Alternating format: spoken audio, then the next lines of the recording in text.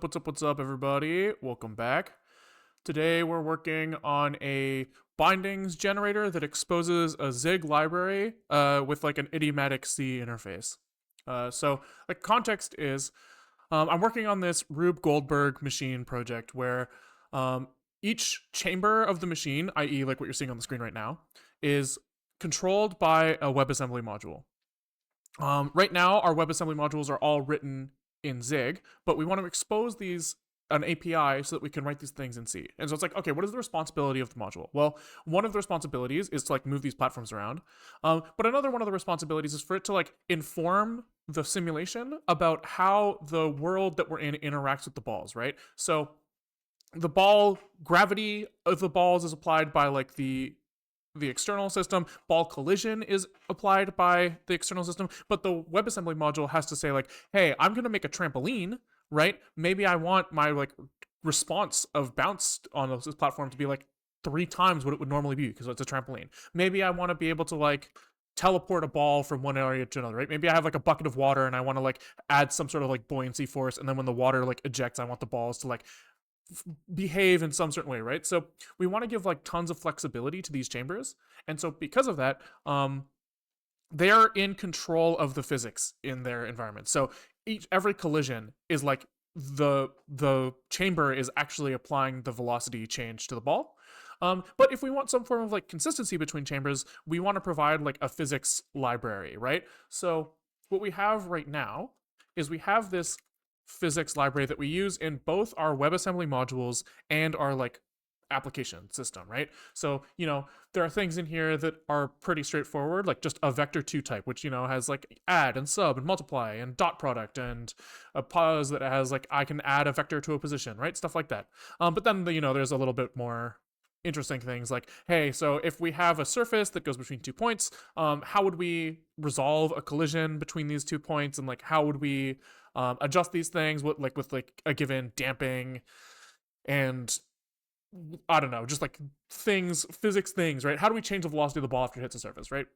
And so in our chambers now, in our existing setup, if I go to like simple.zig, when we run our physics, we say like, okay, for every ball, we're gonna like check if it collides with our surface, and if so, we're going to like apply this collision resolution.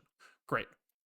But this is very like a Zig focused API, right? If you look at like this like vector2, the usage of this thing is, maybe we can look for a usage of like dot, right? So we'll do like ball dot velocity, and then we'll call dot product against this object normal, stuff like this. Where in like a C API, this would have to be more like pause two or vec2 dot vec1 and vec2, right? Something like that, or I should just call it v1 and v2 or something to avoid ambiguity, right? And which is like fine. But it would be nice for this API to like stay idiomatic in like Zigland, where like we keep this interface here, but do this in Cland. The other constraint that we want to keep in is that from a WebAssembly module, we should be able to directly interact with like struct fields, right? So if you have like const vec2 is a struct with x and y, we don't want to have to go through some sort of like function barrier in order to access X and Y. Maybe with LTO, that would like compile itself out. I don't really know how like cross language LTO is going to work out, right? So the idea that like you have to call some C function to just access like the position or velocity of something is like stupid. We should just be able to access those things directly. And so what kind of looks like you would do is like the correct answer, I think, is that you would define a like physics.h, and in here you would have like struct pause 2 with like an x and a y, float x, float y, and you would then write your like, in whatever language you want to define the implementation in, you would write your like void pause 2 add, and you would have like struct pause 2 and struct vec2, and this would return a float, I guess, this would return a new pause 2. And then in Zig, so this would be like, I guess this is physics.h2 here. You would have like physics dot zig would like implement this thing in some way, impl, and then you would have like physics zig dot zig or something that like wraps this API in the Zig friendly one. And like that's what I would do if I were doing this for real, right? But it's not really fun to do it that way. I feel like there would be slight compromises in ergonomics that we would have to make in Zigland. Maybe you could get away with some like using namespace stuff to make it feel a little better. But what I want to do is, what's the point in coding for fun if you can't do all the things that you wouldn't do at work, right? So what if instead of doing all of this work to like generate the C API and then wrap it with the Zig API, what if we just took the existing Zig API and auto-generated a C API from it, right? So the idea is that I want to look at, we have this struct pos2. I want this to turn into this essentially. So struct pos2, where with pos2 add and pos2 sub, and I want this to just like work. And so what we have right now is, yesterday we were looking at this like bindings generator where we basically ask Zig to walk the AST for us. So we say, hey, Zig, you have given us the ability to get the Zig, abstract source tree, I think is what it's called. And we can just like loop over this AST and like find functions. So we like feed the ST into this like thing, and we say like, hey, I'm gonna get some like function prototypes out of it by walking the tree, do like a DFS on it, whatever. And I get this information out of it, and if I run this thing on a like test function or a test Zig library here. So here we have like a function add, a function f inside of a struct a, as well as a function sub. If I look at what's generated there, this is like reasonable, right? We have add, which takes in two int32s and returns an int32, a underscore f, which takes in a float and returns void, which is the same as this, and then sub is the same. And if we look at bindings Zig, this guy basically just imports the thing that we are wrapping, and he just calls inner add, inner a.f, inner.sub, but like with these like C accessible APIs, right? And so what I want to work on today is extending this to work on actual physics library. So if we run this on a physics.zig, if we look at what gets generated, it's pretty clearly broken. So we have like a pointer here that doesn't have like a type associated with it. It just like loses that information. In our physics.zig, we're losing everything that's like inside a struct. I don't really know why, right? Like why is like the stuff, why do I know C no pos2 add? As well as, even if we did have a pos2 add, we wouldn't have like a pos2 struct exporter, right? So he's just copying pos2 here, but pos2 doesn't mean anything in C land right now. So we have to like do some type resolution, figure out which structures within our module are being exported as part of function APIs, and maybe like copy paste those struct definitions. I haven't really quite decided. There's like kind of two options for this, right? You could do something like you could have struct pos2 in CLand is, float x, float y, and then you could have const pos2 in Zigland is equal to a struct with x f32 and y f32. And you could maybe say that you want this struct in Zigland to be follow the C ABI. And so if you do this, you can just kind of copy paste the fields and they will line up, and you can just like pointer cast between them, even though technically you're defining it twice. Since we're generating the C bindings, the duplicate definition shouldn't be a major problem.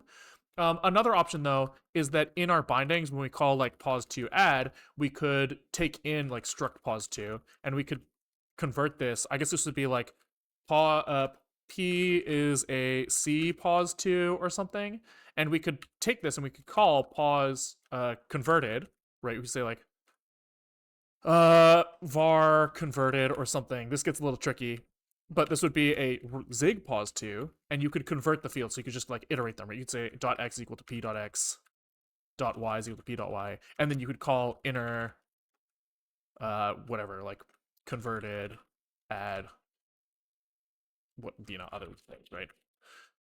So those are the options. We'll kind of see how it plays out.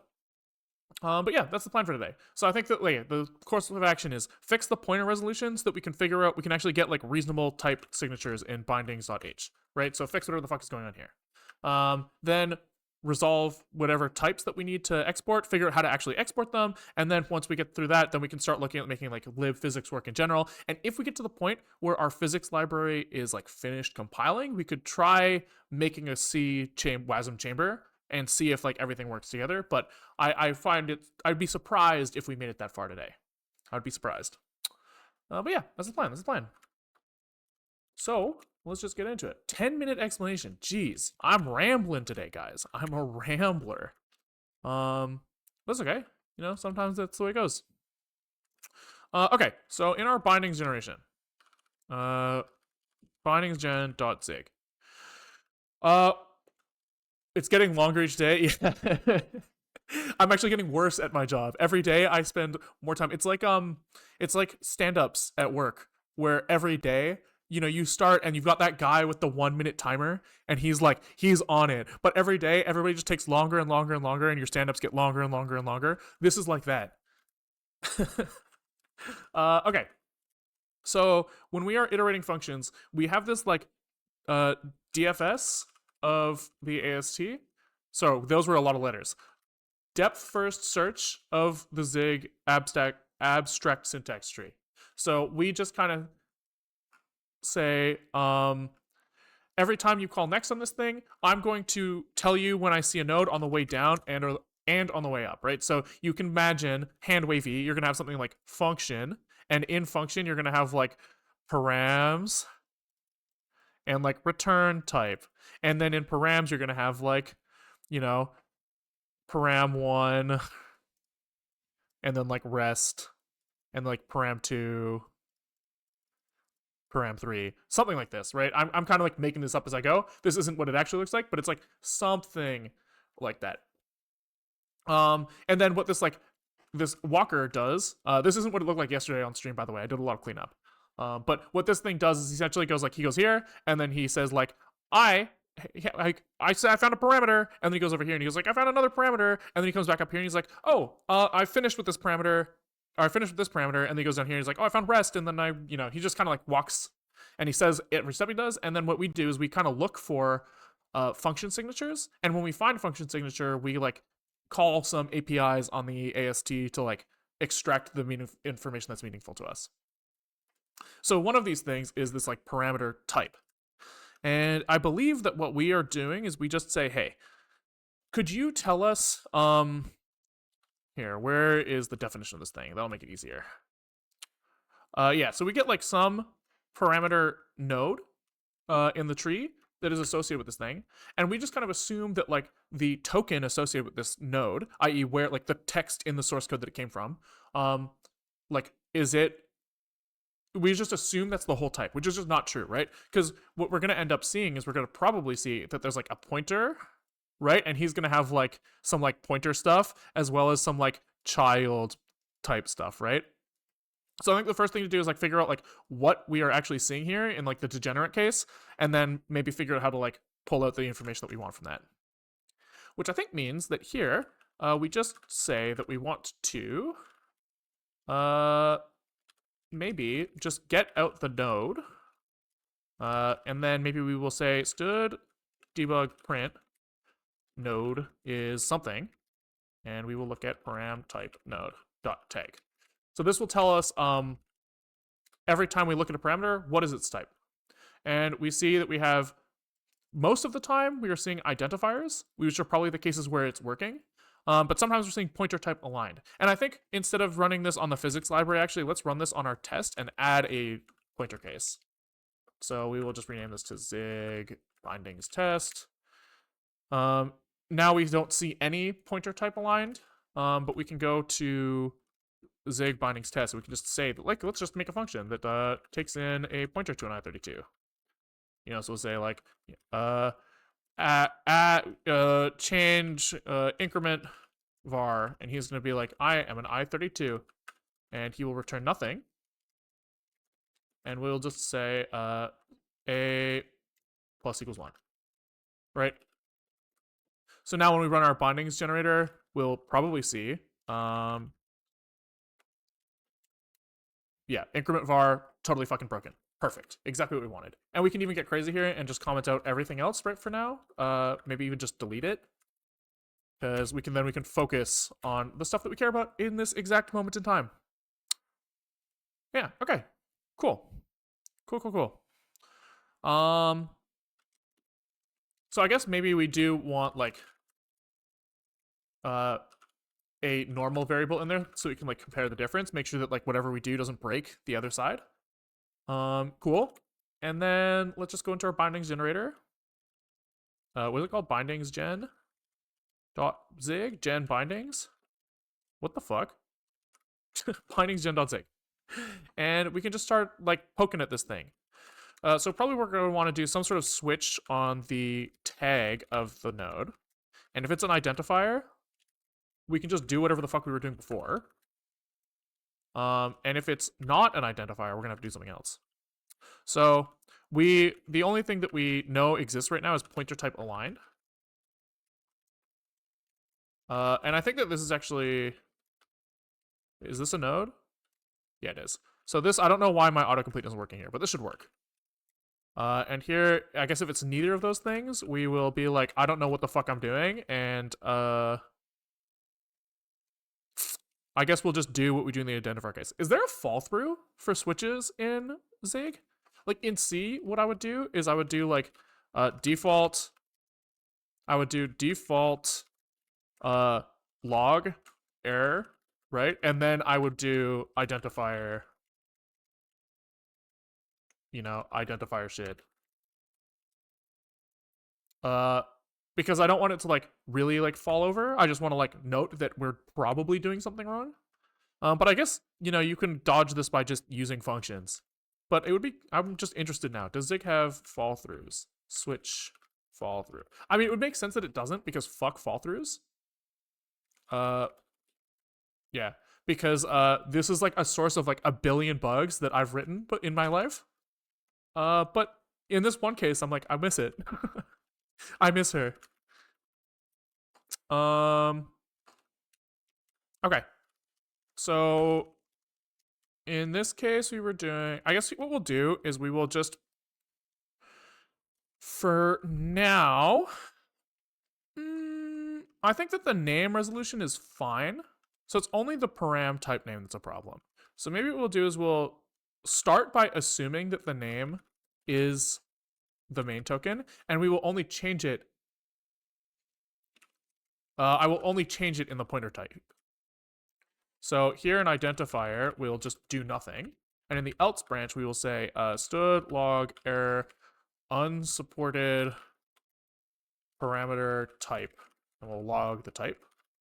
We don't need to write new lines in the log ones, but we do have to do it in debug messages. Confusing. And we'll just write the param type node tag. Cool. Then here we will reassign it. So param type name is equal to pointer. We'll yell it. It's a pointer. And at the very least now, we should see that in our bindings.h. What the fuck? Unsupported type pointer? Oh yeah, I see. That makes sense. We try to cast it to like a C, or we try to convert from like the Zig type to the C type, and it's going to be like, I don't know what the pointer is, but if we look at this now, we should see pointer! Pointer A! So that's good. That's good. We are on the right track. And so now the question is, what the fuck is this thing? So I think that like, I noticed the other day, or we kind of learned as we went, that there are like helper functions to like extract real info about these things from, based off of something param type node is param type expression. Okay, so this is going to be the pointer info. And this is going to give us what? A size of the pointer, which is basically the Zig pointer type. Okay. The allow zero token, I assume that this is the question mark. I assume, right? Because like Zig pointers, they look like what? Const p is like a optional pointer to a const u8 or something, right? So I would assume that the like allow zero thing is the question mark here, because this question mark says like, hey, this pointer is nullable. Oh, you're saying you think allow zeros for targets that can have zero memory addresses? We could just look at the pointer syntax. This isn't going to tell us everything though. Zig pointers. Allow zero is a keyword. Oh, okay. Allow 0. Okay. So you can call. Okay. Got it. So when I have this thing, oopsies. Here, this is going to tell me the token that is associated with this. Then this is going to say if it's constant. This is going to say if it's volatile. This is going to tell me what like the open brace, like the pointer star should look like, whether it should be like in brackets or if it should be brackets with C or if it should just be like bare. And then components must be the actual interesting part for us. So main token, I would assume, is the star, like we were saying before. Align node, address space node, sentinel, bit range. Okay. So if we are interfacing with a C API, we might be able to get away with only looking at this. Right? Because like say that we have sentinel value. Does the C API know about sentinels? No. Bit range start. I don't know what this is. Bit range start. What is this? If I find references, does it find me anything interesting? Render expression. Bit range start. I don't really know what that node is. Fuck. Okay, but let's just start with something, right? We'll start by just ignoring shit. And we will, fix it as we go. Because what's kind of nice about writing a bindings generator for ourselves is we don't have to care about everyone in the world. We only have to care about us and our specific use case. So we can just cut corners wherever the fuck we feel like it. So it looks like what it's gonna do. It looks like it's like, we have the like type node, right? And if the type node is a pointer, we're going to like do some pointer stuff, and then look at the child type node. So if we're like extracting the type out of this thing, it looks like kind of recursive. So I think that I want to like split out a function here that's like resolve type name pointer. How do we want to call this? Pointer type name. I think that's reasonable. No, that's not reasonable. I've changed my mind immediately. Let's call this like function param type string. Yeah. And so we're gonna take in a node index and a AST. So we're gonna say AST is a const AST. Node index is a AST node index. And is that it? Yeah. And he's gonna return a const u8. Except for there's kind of something weird here where so far everything we've done is a reference to something in how do I say this? It's been like a reference to text that is directly in the source code. So we could just like use references to the slices of like we could like take slices to strings and not worry about like allocating and copying and stuff. But here, if we see like, something like this, and we want to just turn this into U8, right? It's not really like a string that exists in the source code, so maybe we're gonna have to take in an allocator. And also, we are also gonna want to know what it's pointing to, right? We need to like resolve that type as well, right? Because if it's pointing to like, if we have like const a some struct, right, and then we have like function some function that takes in a pointer to a const a or something, right, and he does something with it. We have to know that a needs to be exported, which kind of makes me think that this should be like resolve function param type, and maybe we'll just have our own like internal representation of this thing.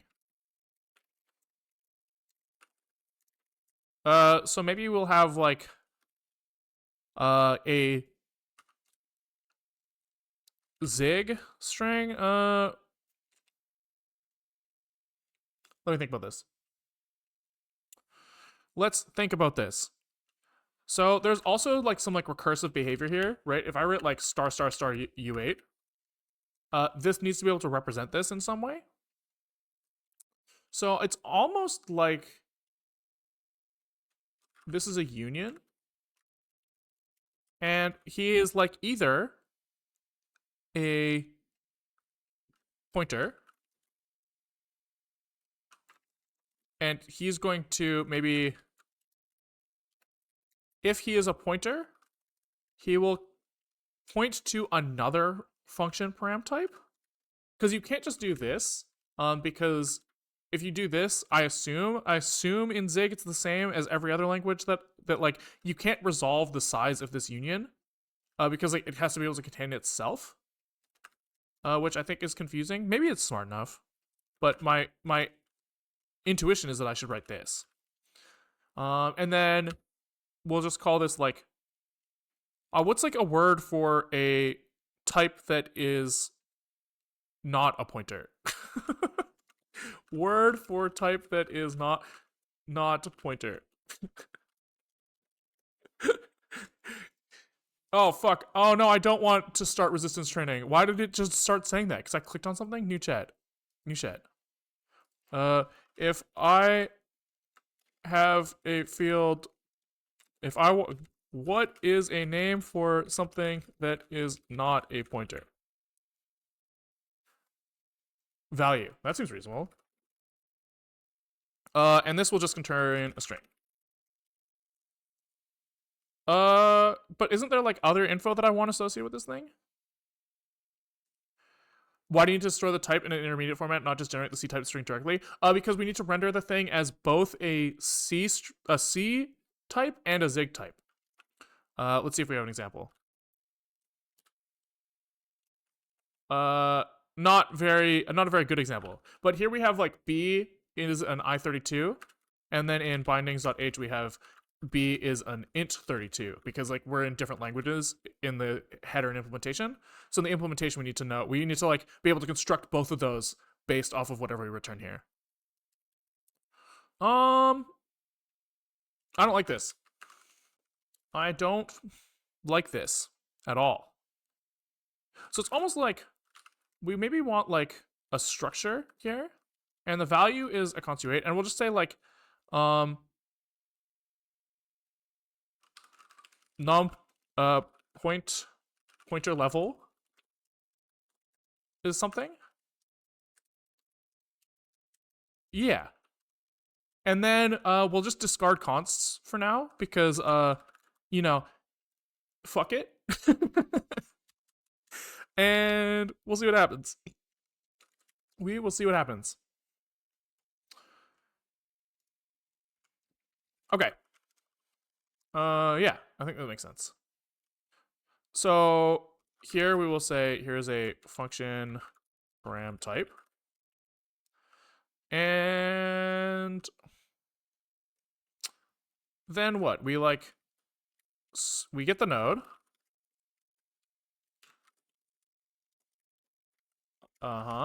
Then we say switch node tag. And if we see identifier, we extract the name from the identifier, which is this thing. Yeah, AST token slice node main token. Okay. If we see pointer type aligned, I guess we'll do the same thing here, but with our warning. I guess we can follow the same pattern we did before, which is we pull it out here. That's fine. It's fine. We'll just duplicate it. I don't know. We'll see. Let's handle these cases first and just panic here, maybe. There we go. There we go. Now I don't have to think about it.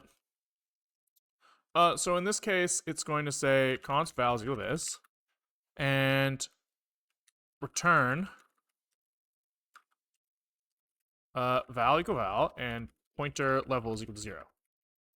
Now, if we are a pointer, we are going to recurse, I guess. So we're going to say like this shit. We are going to look at the type expression. This is just node IDX, I guess. Probably.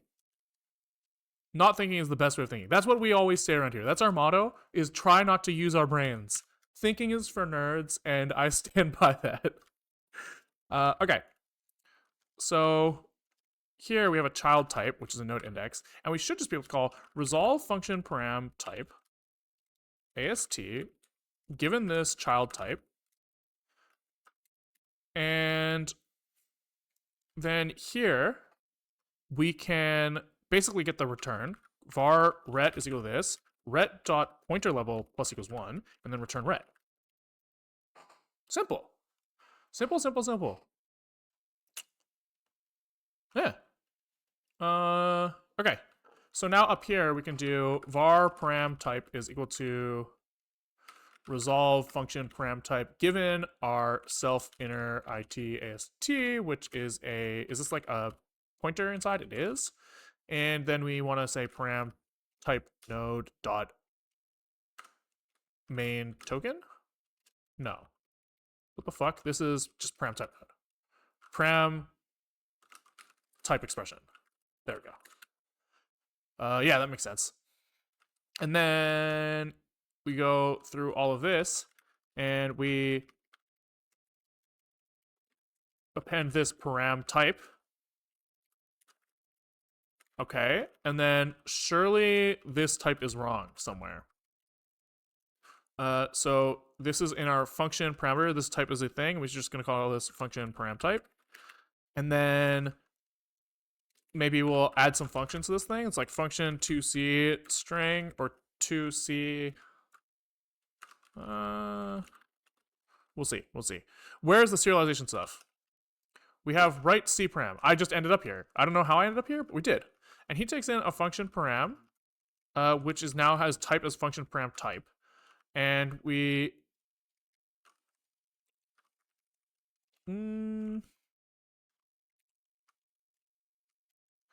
I guess here, yeah, I think it does make sense for this guy to have like some sort of like serialization on him. So we'll do like function 2c repr, 2c param, 2c. Yeah, it's fine.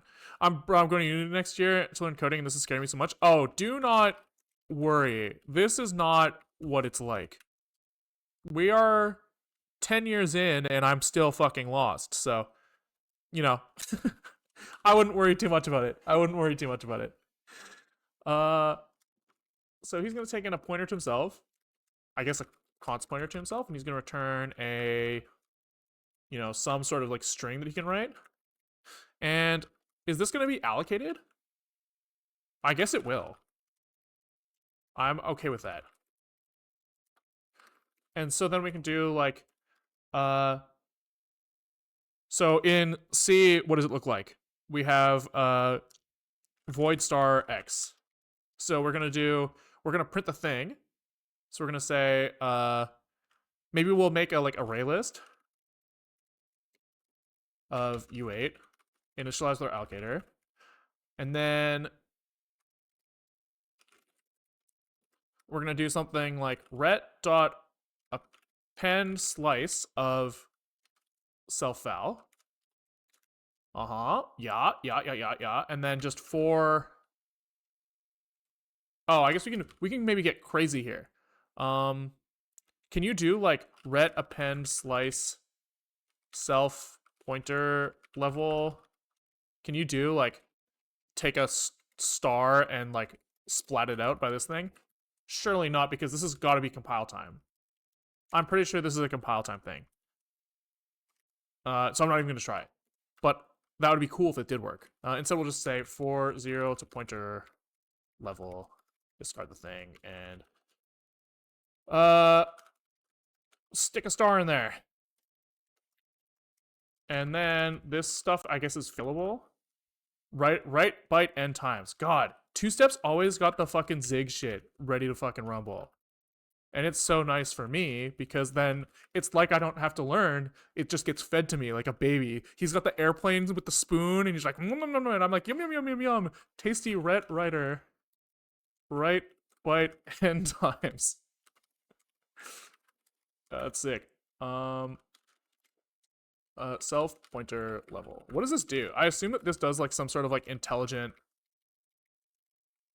allocation. We need to look at like the array list implementation maybe.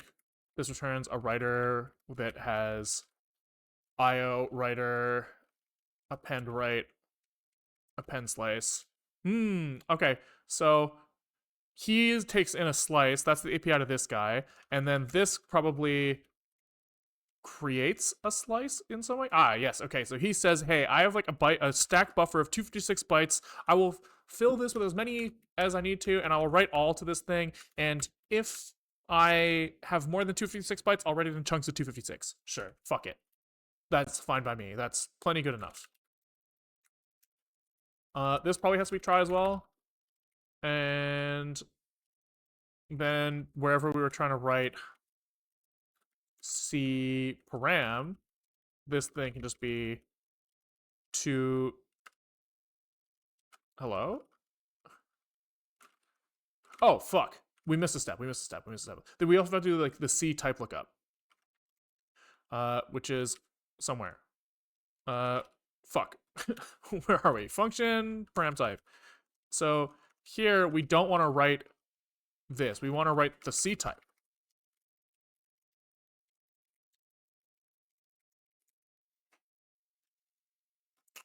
Yeah, I just started watching you on YouTube. Really enjoy your videos. Hey, thanks, man. Appreciate it. Yeah, I made something that I want to watch, and it's just kind of nice that other people also happen to want to watch that. That's pretty sick. Fine, you guys are so naggy. You're like, the loop doesn't need to be there. You're gonna put way too many stars. You're gonna n square it, and it's like, fine, I'll listen. Okay, God, get off my back, mom. And then at the end here, we have to return ret to owned slice. Side note, I think this thing actually allocates again, which is weird to me sometimes, but it's okay. It's fine. You're not my real mom. Yeah, you can't. You're not my real mom. Okay, so when we were writing C param, this thing just now turns into param tip 2C repper. Boom. 2C. I don't like the name 2C repper because like there's it's fine. It's fine. Okay, now we want to do the same thing, but to Zig argument repper. And he is going to not do this like C type conversion. Fuck that noise.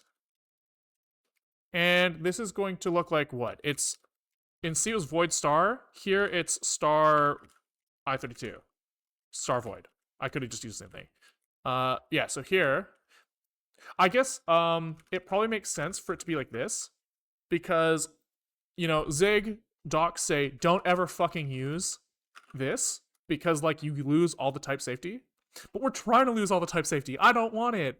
So here we will do this, but we will write this. Write bytes n times like I saw. This comes at the beginning, and then we will append the value. And then we will return it. Yeah. And then we want to also to Zig, I guess we'll call this param repper. I think that makes more sense.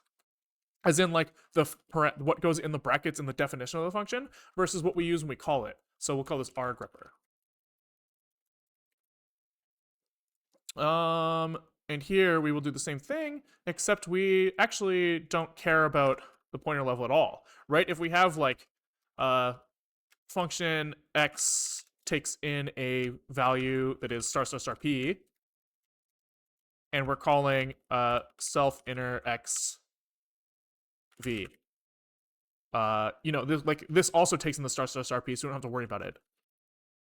So I guess we don't even need this function, to be honest.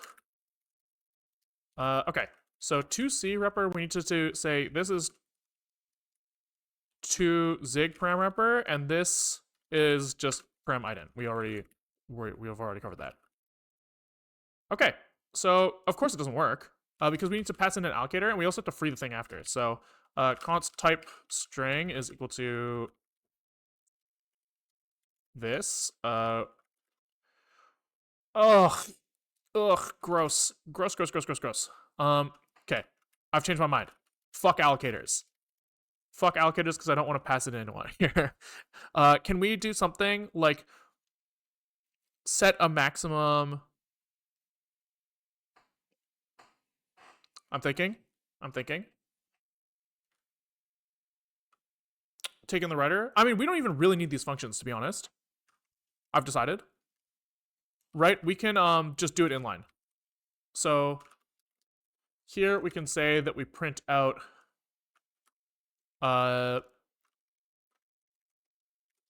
this. We need to do this first. This is w write all. And then at the end, once we've figured out all of our pointers, the pointers comes after the type. So void star, we need a space after, then the identifier. Ah, boom. There. That feels okay. I'm okay with this. So we just write a bunch of, we write the name, bunch of stars, then the identifier. Yeah, easy, easy. Easy. And this is going to be very similar. So the zig parameter is going to be write the ident with a space. Then we have to do some like shenanigans. So here we will say basically this. Write byte n times with param pointer level, and then we write. Oh, wait, is that right?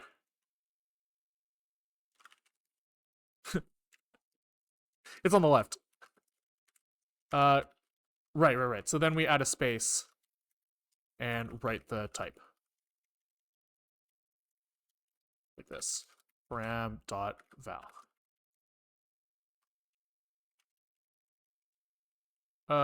Oops, this is wrong. So this is param tip dot val and param tip pointer level, and tips go here and here.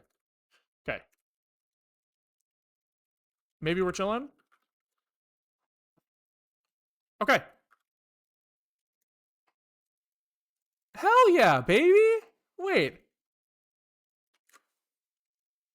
I guess there shouldn't be a space after on the zig side. So fuck this space here.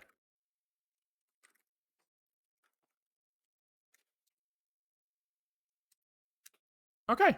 So let's let's try running this. So if we look at a zig bindings test, this is supposed to increment the thing that we pass in at A by B. So if we go to test.c, we should be able to call something like increment var, and we're going to pass in like and x, and we're going to pass in 3. So if we say like int x is equal to 4, we should see 7 at the end. So we should see, this should say 7. It should return 0. GCC. Boom, baby! Let's fucking go! That's so fucking sick. Easy. Look at that. X equals 7. God damn, baby. Okay. Wow, that went shockingly well. Like, shockingly well. I love it when that happens. That was 30 minutes of untested software development, which is very rare in this stream. I think we usually have some shit in the middle. Okay. So now let's see what happens if we run this on our physics.h again. Or physics.zig, I should say. Sorry. Okay, so now this is a lot better. The functions that exist, now at least they take in a ball pointer, which is what they're supposed to do. But where the fuck is our pause 2? Kamuna, thanks for the prime. Appreciate it. Kamuna? Kamuna. Okay, it doesn't matter. You will correct me if you care. And I feel like most people probably don't care. When people butcher my name, I ignore them. I'm just like, don't worry about it. It's like, just give up. Please stop. This is so embarrassing. Redemption, thanks for the prime. Okay. So, yeah, where the fuck are our pause 2s? So let's maybe go to our zig binding sets and let's try to copy out our physics.zig pos2 type. Or maybe, yeah, pos2. This should have a pos2 add and a pos2 sub, and I don't know where they're going. So we'll start here with, maybe we'll just replace add with numbers. So we'll say that maybe we take in p pos2, but we just add in a number just to make things simpler. And we'll delete the sub function. So let's get rid of some of this extra shit at the end of our command line, and let's see what it does. How do I pronounce my name? I say Spherophoria, but I mean, I just fucking Googled, I hit Wikipedia one day and it was like, random article, and I was like, science word, cool, and I never looked back. But like, so I don't even fucking know. It's just like a word. Okay. So now we can like look at what the hell's going on. He's saying unhandled node container technical. Ah, okay. So somewhere, bindings gen. So when we are walking the AST, we filter out anything that we haven't seen before, because when we were trying this yesterday, we noticed that there are cases where the tree is kind of like node. He has like left index and like right index. And then what you're supposed to do is you're supposed to go to your like nodes list and like look at like right IDX to get out like a new node, right? But in some cases, depending on like the tag associated with this guy, these might be indexes into like tokens, which is confusing because the types on this thing, I think this is like a little bit of a bug, to be honest. Maybe not a bug, but like surprising, because there's this like concept of a node. A node has a index that is a U32, right? And there's a token index, which is also a U32, right? So your token list should take token indexes, and your node list should take node indexes, and they just happen to be the same number, right? And like this is being abused in the node list in the case of let's see, where's the definition of tag? Somewhere. I can't remember which of these many items it was, but there's like some of these say like, oh yeah, LHS for this one, enum literal. LHS is the dot token IDX. So the fact that like the left hand side is a token index when it says that it's a node index is like a little bit tricky. They should probably make a tag unit for it. Well, somebody in my YouTube linked this talk. What was it called? It was fuck, I forgot it. But we can find it. One sec. I've using Zig's AST, it'd be here. Where the fuck is the comment? Here. Practical DOD by Andrew Kelly, where he talks about like the design around this thing. And based off of what he said in this thing, I think it's intentional, because he was talking about how in order to go fast, zoom, zoom, zoom. He didn't say that. That's my interpretation, just for the record. I'm not trying to make you guys think that he talks like that. That's me thing. But he was saying that the tokens, like basically like the whole design around this thing is an attempt to make the usage of memory as small as possible, right? Because memory is fucking slow, and the less space you take up to represent things, the faster you go zoom zoom. And one of those things is like, if you were to use a tagged union as a way to represent your index type, then like you're adding an extra bit of information, but that ends up being like an extra byte of information, because you can like the enum field has to be like aligned, and so like now all of a sudden like you're just what, like if you're using this for a U32 index, your index is increased in size by like maybe 2x depending on alignment, maybe by 25%, which is just like not worth it. So I think that probably if it were me, I would say the bug is that we have this that we're calling this a token index, right? So what I would do is I would just change this data thing. I would just change this to say U32s, right? And then you can like say, look, we have a U32, and you can figure out whether or not that's a token index or a like a node index, right? But like the fact that it's flagged as node index is like confusing to me personally. Anyways, big aside, doesn't fucking matter, to be honest. You know, the I feel like I used to care a lot more about this type of thing, right? Where now my mental is a lot more in the state of just like, you know what, like if it works and it's not like blatantly a problem, then like don't fucking worry about it. So this is one of those things where I'd be like on a pull request, I'd be like, hey, this is a little confusing, but if you don't want to change it, then like fuck it, whatever. Um.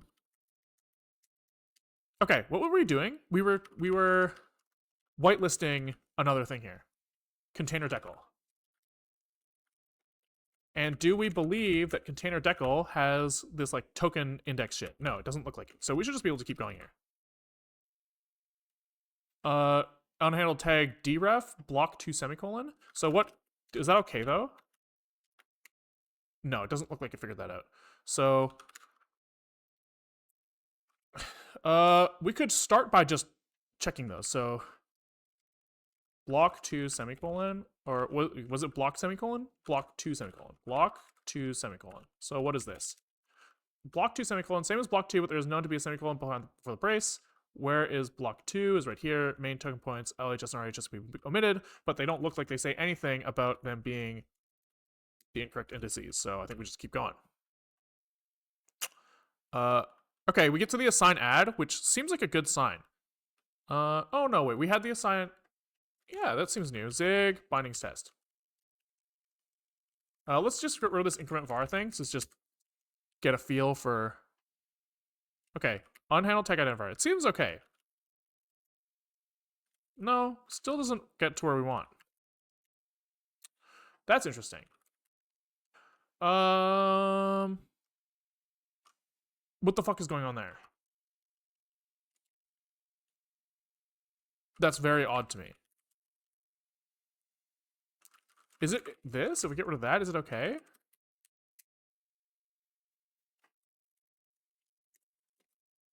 Cat bindings H. Oh, interesting. So adding this stuff fucked us up. Why? Why? I would think that we would see this identifier and just like walk over it and skip it. Very strange. Is it if we have 2? Like, is it like limited to 1 or 2? Okay, if I have 1 of those, it's okay. If I have 2 of them, it's not okay? What the fuck? Oh, hold on. I think I might have an idea. So when we see unhandled tag, we pop our current node, but this is a bug. This is not what we should do. So, sorry, in the context of this depth first search of the AST, we have like this step state that is like for each, how do I say this? As we walk the tree, we write down where we walked and its parent. So if you have like node 0 here, and then you have like 1, 2, and you had like 3, 4, you know, something like this, right? We write down like 0 left, and then we go down here, and then we go 1 left, and then we go down here, and then we go 3. Well, I guess actually technically, yeah, this is, so say we're right here. This is the state of our thing. 3. He kind of goes like, he says that I go left, and he goes like, oh, there's nothing to my left, and then he goes right, and there's nothing to his right, and then he goes up, and then he goes up 1, and then we pop him off. Right, and so this is the state when we get back here. Now, I think what's happening is we see that we go to like the left-hand side. Maybe not. I was gonna say that I thought that we went left. We saw that we like don't handle this thing, and then we go back up, and then we pop this when we shouldn't. We should just go right, I think. But now I'm not really convinced that's true. I am not convinced that's true. I'm assuming it's related to this though. Let's just comment this out for a second and see if it fixes the problem. No. That doesn't fix the problem. That's interesting. Okay. Yeah, that's super interesting, actually. Maybe it has a different tag because the child count is different. Could be. But then we should see something. Cat. Okay, so first of all, we can just handle identifier. Because we know that identifier is fine. We've like seen that all over the place. And now it doesn't think that there's any problems, actually. But it's still broken. What the fuck? Maybe we can log every node that we look at. So down here, every time we walk through a node, let's just log the tag. So we'll just write here any node tag. This will give us some clues. So we get through the simple var decal, which is the assignment of our struct, right? This is Zig bindings test. So this is the first assignment here. Then we're saying there's a container declaration. So that's this. Then he sees two identifiers, which I assume are X and Y. If we delete one of these identifiers, what happens?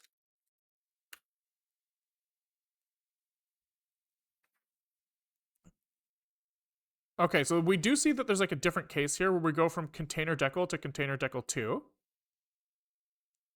And then we see container field in it and then identifier. So that's just not what we're seeing in the case where we have two of them. Which kind of makes me think that maybe we're processing container decal wrong.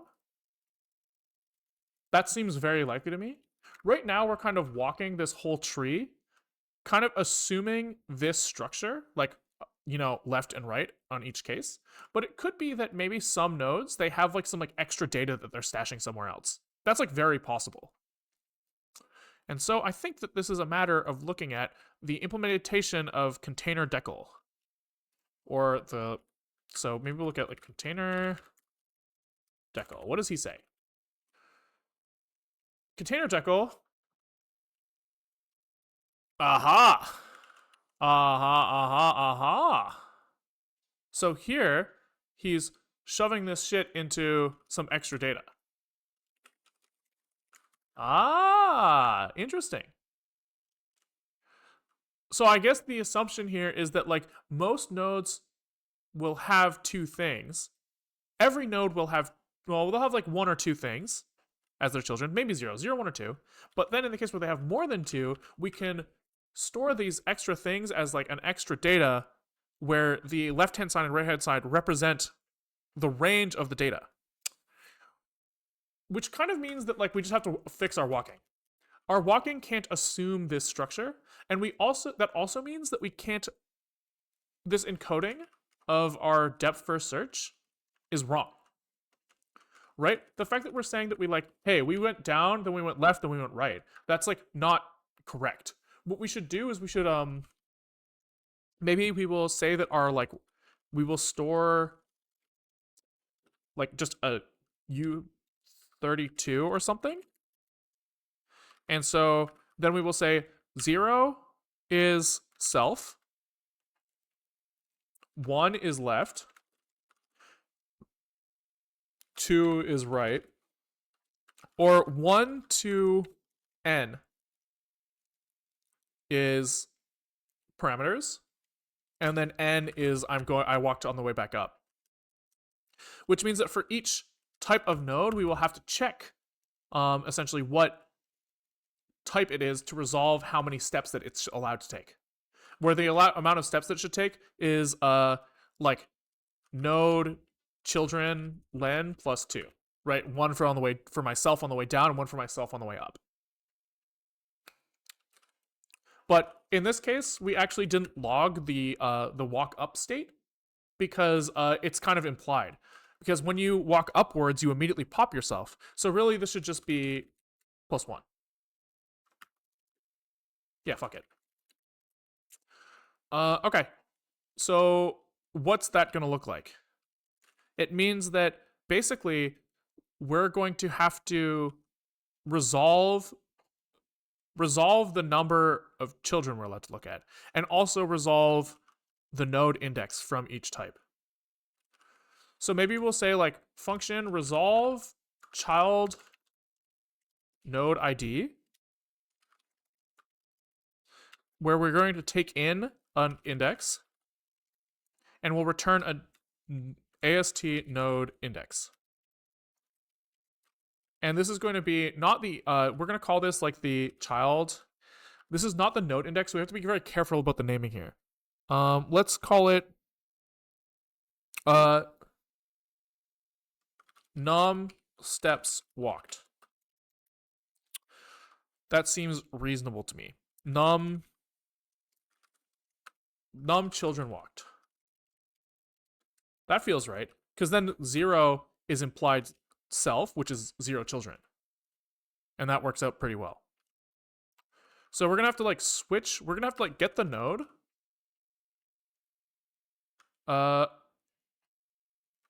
Which means that probably we're going to have to look at the node index here as well.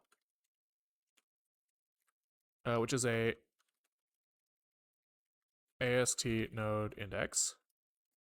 We're going to figure out, we're going to like extract the node information. And we are going to switch on the tag.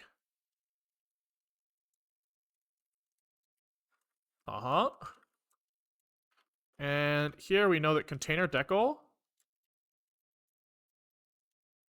is return node x, where's the extra data come from? It's node data RHS minus node data LHS. That's the range. That's the number of children. So that's not what we're returning here though. We should be taking num children walked plus node data RHS. Right? Yeah, or LHS, sorry. And we need to actually index into, this is the index into the extra data. Right? Yeah, so this is self AST extra data. Yes.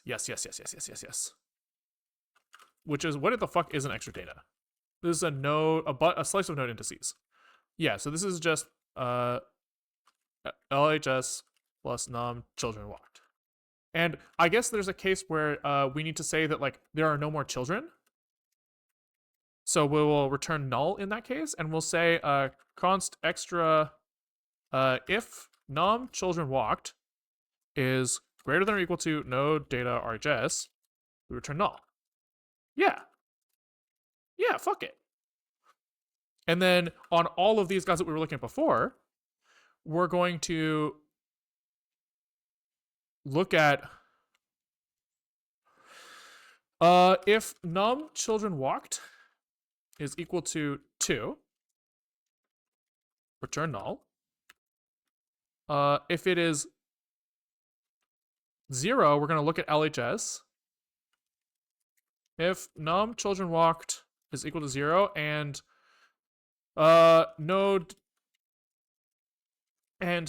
data, I guess we'd say it depends on if LHS is valid or not. So here we're going to say, let me think. Oh, no, this is fine.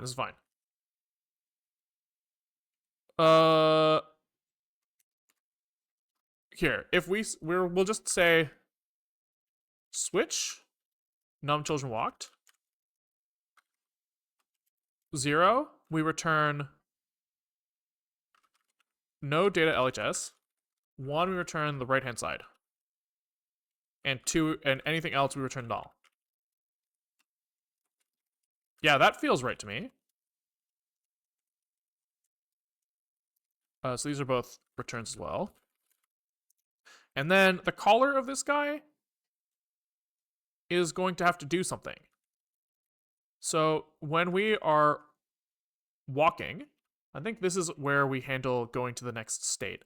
So first of all, fuck this shit. We don't need this anymore. We're just going to say,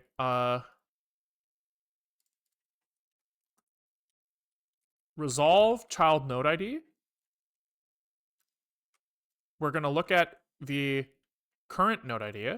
So that's this loc IDX and how many steps we've taken. Yeah. Yes. That works for me. And then we'll say if this exists, so we got some ID, node ID. If the node index is 0, we continue. Because this is like not a value. This is like their sentinel value for this index is not useful. Note that 0 and null are very different here. Null means that we are done with this node. 0 means that the child node is not relevant. Okay, so then we can say, now we are ready to append this node index. Yeah. And then if we get through all of this and we're fucking done, we pop the current node. That feels good to me. That feels good. Now, let's think about this. This append thing has to make sure that we're appending the right thing. So this append needs to, instead of returning walkdir down, he returns a 0. Oh, not this. This is self down here is 0. Well, I think we're kind of chilling. That feels like it works. How's it dealing with the AST so far? I would say, it's a performance-oriented API. Let's call it that. So, there are some things where you just kind of guess based off of the names of functions that you see what it's going to do, and you're pretty successful. This is not that. This is like read the docs, read through their like code to try to like see what they're doing. You'll maybe, and it'll take a bit of ramp up time, but I don't think it's like that bad. Are you increasing last step anywhere? No. That's a good point. So we'll just do this. Boom. Good eye. And I think that we can do something like, let's just walk this bad boy. So we'll say that we have some like AST iterator and we are gonna instantiate this thing. And let's just do like while AST IT next. We'll say that the indent level starts at 0. And we will indent print. Maybe we will just print the value. Yeah. So we can just say indent. The value. And this is the value. Yeah. And then we will say if. No, we need val.idx, I think. What is this thing? This thing needs to be a try. What else? Output is idx and direction.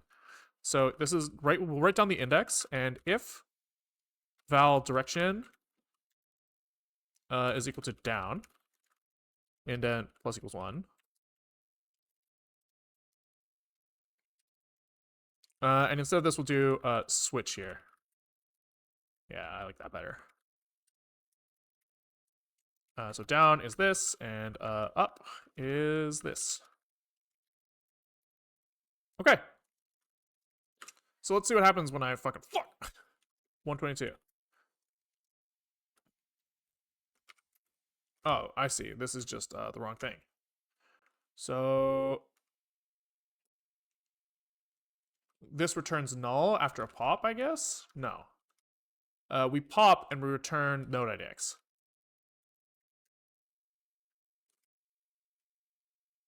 No, we just return null here. And then the pop happens externally, I think. Because here, when we get a null, we pop underneath. Yeah, we're chilling. 122. Oh, oops. I thought I fixed that just now. Fuck. What? Didn't I just delete that? I must have accidentally hit undo. Oh yeah, I hit return null here. I'm fucking high sometimes, man. Okay, so here we are walking. We see 1, 22, 3, 2. Then 2 goes back up. We see 3 on the way back up.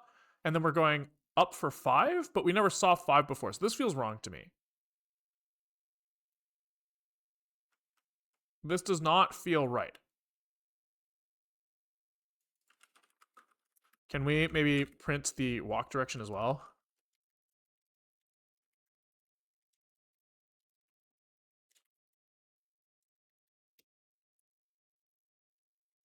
Okay, so fuck. Whatever. 1 down, 22 down, 3 down, 2 up, 3 up. Oh, then 5 is the second child of 22. I see. So 22, 4 up, 5 up, 10, 6, 2, 2.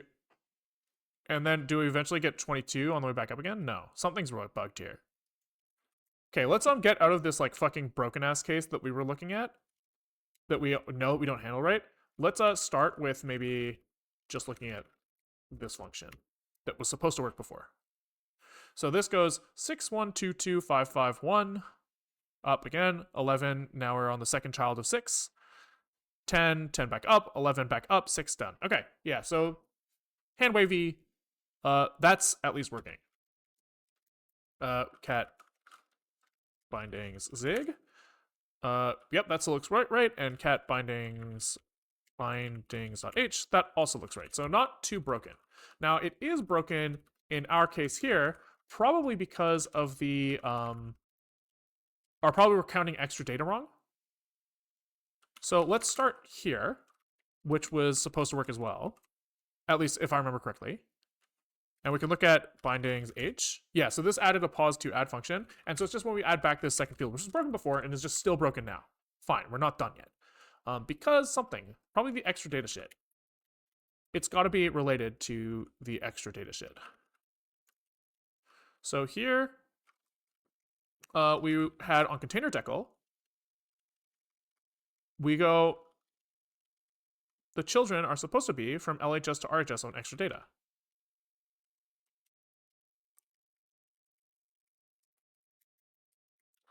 Interesting. Interesting. So we have IDX is this. Okay. Sure. And then we print out we'll say const IDX is equal to this shit.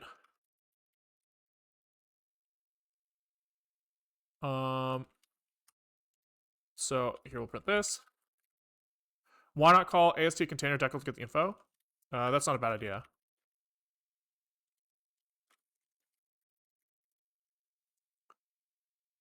Isn't it num children walk plus LHS is greater than RHS? Yeah. You are correct. Thank you. You are correct. So this should probably work. Let's try that. Oh, I love it when you guys save me time. That's so sick.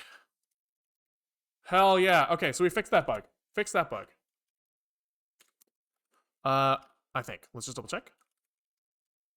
So now if we run this on physics.zig, does it look a lot better? Oh, that looks so good. Wait, that looks so good. Pos2 add, pos2 sub, vec2 length 2, vec2 length, vec2 add, vec2 sub, vec2 mul, vec2 dot, vec2 normalize. No, that looks like super good. This is bugged. Collision resolution is probably an optional. We have an optional return here that we're gonna have to resolve. But all of the other functions are there, which is really good. Can we look at bindings.zig? How is this guy looking? Yeah, that actually looks like super fucking sick. Now, let's think about this. The next thing to do here is figure out how to like represent our structures. So we've like exported all of the functions and have the right types resolved for the most part. But like this won't work because we don't have a vec2. So let's go back to our test case, I guess. Which already exists, and we'll just kind of like we'll play with this.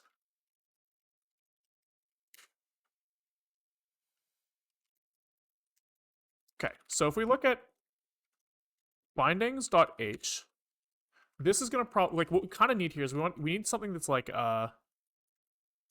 Well, actually, hold on one second. I think that we can maybe hack this to work. So if I write extern struct here and recompile or regenerate, I should say, does this still work? So bindings H is still good, and bindings zig is also still good for the most part. Here we need to write inner dot pos 2 everywhere. So let's go and fix that in our bindings generator. When we write out the zig function param, wherever the fuck that is, write zig param. Here we just need to write inner, I think here.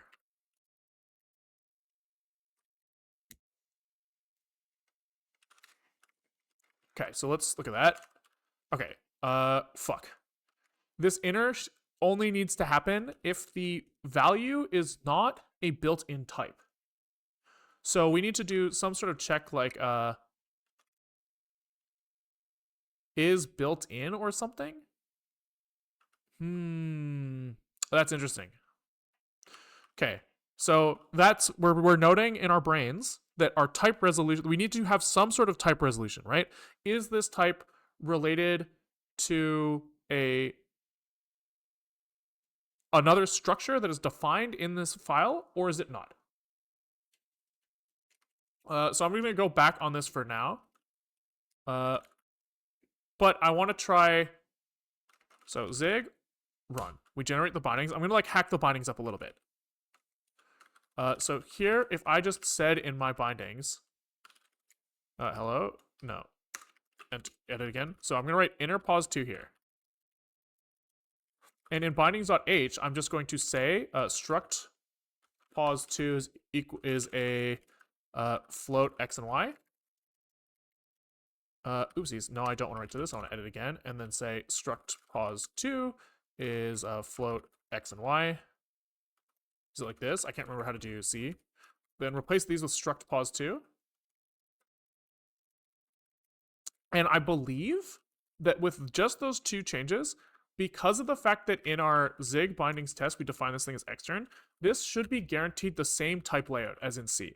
So as long as in C we put the fields in the same order with the same alignments, then we should get the same fucking things.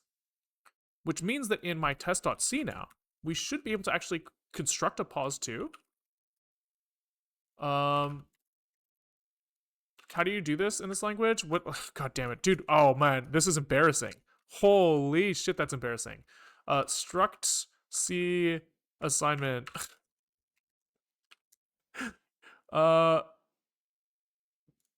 Dude.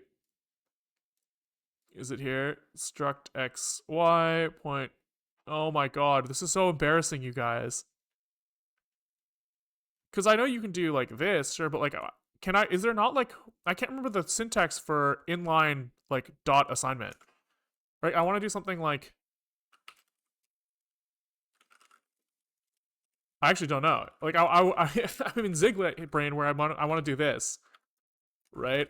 And I know there's something that's like similar to this in C. I just can't remember what it is. It's like a you're saying struct pos 2 x equals. Oh, you're right. I just fucking take the dot away. Thank you, guy. Thank you.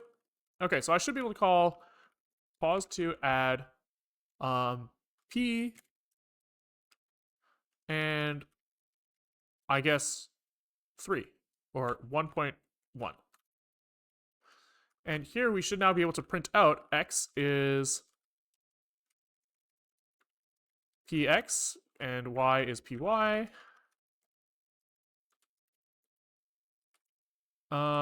This needs floats such as %f, I think. Okay. And if we GCC this thing, we have to be careful not to rerun the bindings generation because it's fucking broken. But this stuff we all kind of want. And that did jack shit. Fuck. I kind of thought that would do it. To be honest. So maybe let's go into our zig bindings test and maybe we'll std debug. Oh, we have to use return value? Yeah, you're right. It's not inline. P2 is equal to this. Thank you. There we go. Okay, so we are seeing that this is doing what we expect it to do, right? So I would also Well, I wouldn't bet actually that if we didn't write extern on the struct right now in Zigland that this wouldn't work because probably the Zig packing happens to be the optimal packing. Like the C packing happens to be the optimal packing, so it's probably fine. But in some cases, like Zig will rearrange your fields and stuff. So there's like if you need a specific layout, use the C layout. So if we just do that for our types that we're exporting, then I think it's fine to just basically copy paste the fields. That's kind of my thought. So I think let's figure out how to do struct export.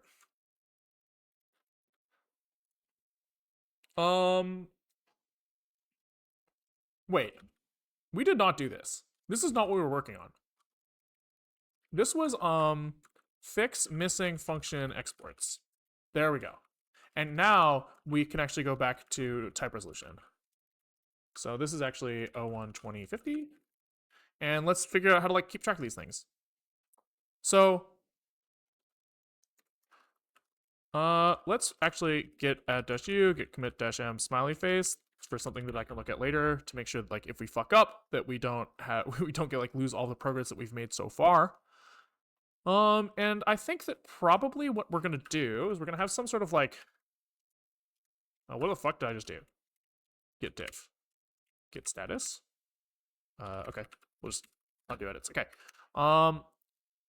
We want some sort of like type lookup. Const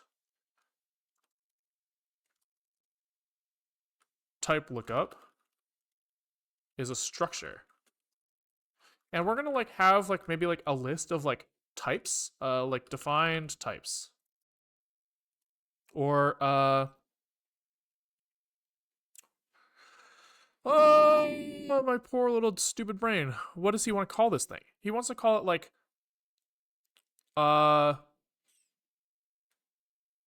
library types. Fine. That's fine. And what are we going to store in here? A bunch of const u8s? That doesn't seem crazy to me. Yeah, that seems fine. Maybe this should be like a map or something. But this is fine for now. Do you receive financial gains from subs? Twitch does pay me money. Yeah, I think it's half of the money goes to Twitch/Amazon, and half of it goes to me, which is pretty cool for me. I guess it would be beneficial to me to set up some sort of like donation link, but I haven't done that yet. So here we are. Oh, thanks for the sub. Thanks for the prime. Appreciate it. Appreciate it. And then when we can do like is valid type. And we can like take in some sort of type.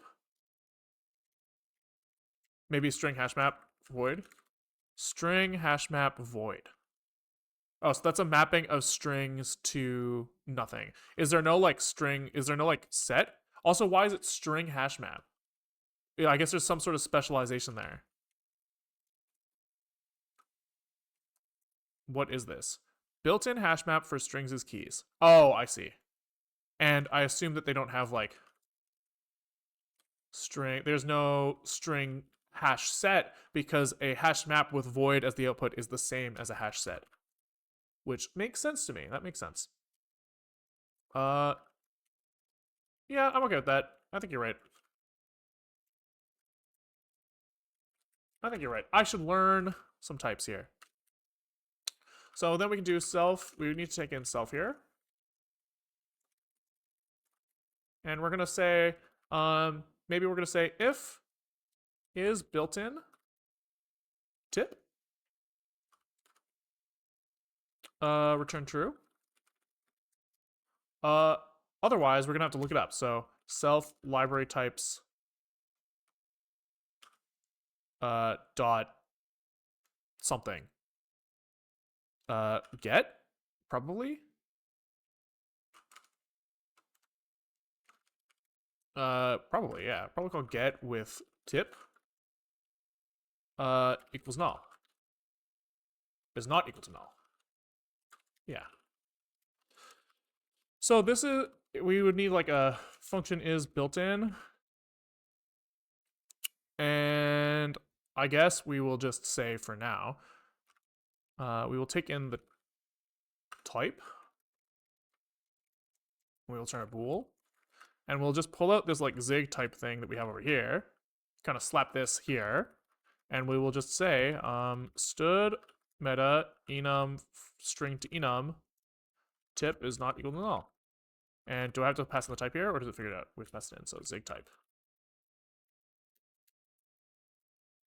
Okay, so this will tell us if the type is one that we have available to us. You can just use type as an identifier in Zig. Oh, so like in the same way that I don't have to type class everywhere with a K. It's just in my head. I typed type once and the color changed, and so I just kind of like didn't think about it after. And at this point now, I've typed tip everywhere, so I'm not going to change it now. But that is good to know. I actually think this should store a node index, right? Because we're gonna have to like say, hey, do we need this type? But also, if we need this type, do we need to serialize it? So maybe we don't even need to do this is built-in thing. We could just say like needs serialization. And we will check if this is null. And then I guess we are also going to have to check if we've already serialized it. So maybe what we'll do is we will walk. We will walk the whole structure. We will write down all of the types that we will write down all of the types that we might need to serialize as well as their indices. And then when we are running through our functions, we should write down which types need to be printed. And then figure it out from there. That seems reasonable to me. And then when we call need serialization, we will like maybe pop out of this thing when we've serialized them so that if you see the same type multiple times,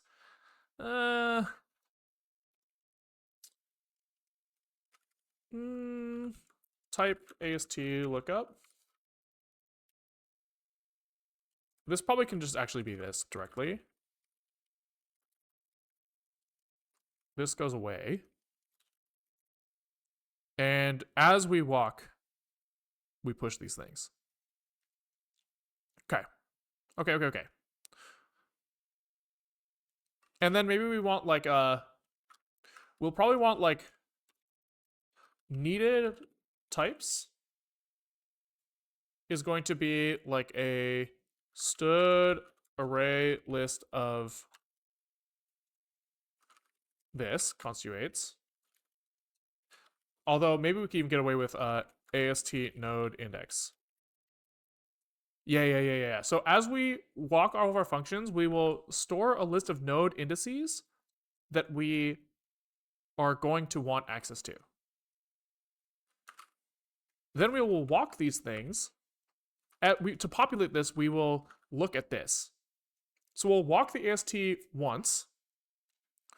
Maybe you could probably do this in a single pass, where you would like maybe look at your function indices as well as your type indices, then walk the function indices, figure out your parameters, then walk the type indices, print them out.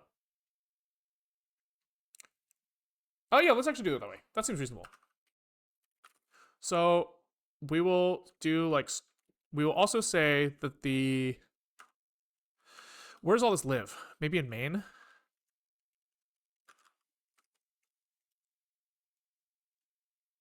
Okay.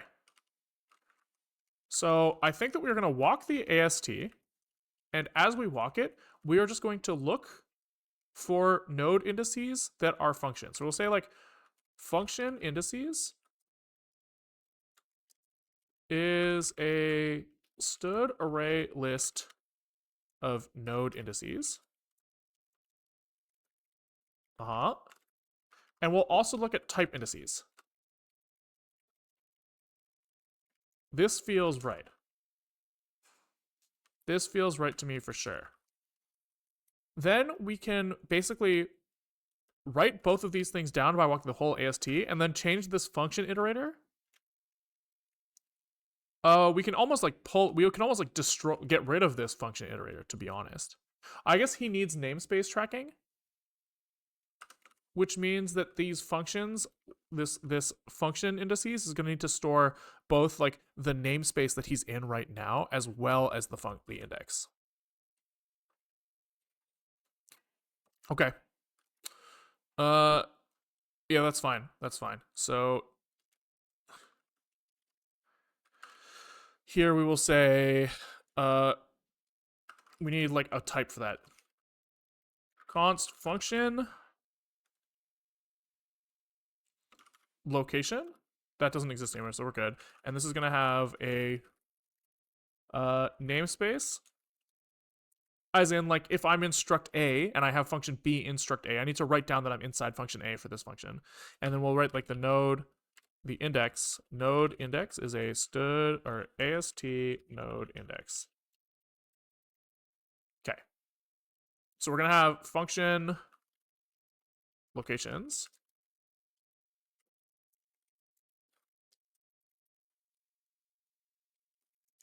Yes. Okay. So then we will walk the AST and we will say, well, I'm actually not sure. Zig run. Does this run right now? What the fuck?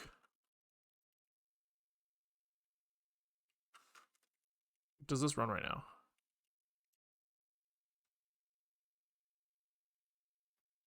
Oh, I forgot to put dash dash here. That's why. No, this does not run right now because this stuff is not used. Okay, that's fine. Comment it out. So I just want to see what types we see here. Fuck. Can we write the type down here? AST nodes get val items of tag at val idx. There we go. Let's print this thing. So const tag is equal to this. And can we just write out the tag or something? I just want to see like what we get here.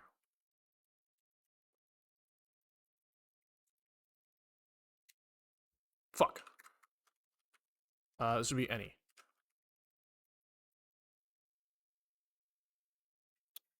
This is fucked. I need to write new line. New line, please. Okay, so simple var decal is going to be the types we're looking for. Oh, that's kind of fucked, actually. So because Zig doesn't have like the concept, well, it has the concept of types, but like a type is just a variable in Zig. So if I want to write down all of the types, then I have to write down all of the variable declarations. That's interesting. That is interesting, for sure. But that's okay, I guess. So what does a simple var decal give us? I've also changed my mind about this function locations thing. I'm just going to walk the AST twice. That's easier for now. So we're gonna say that like if the tag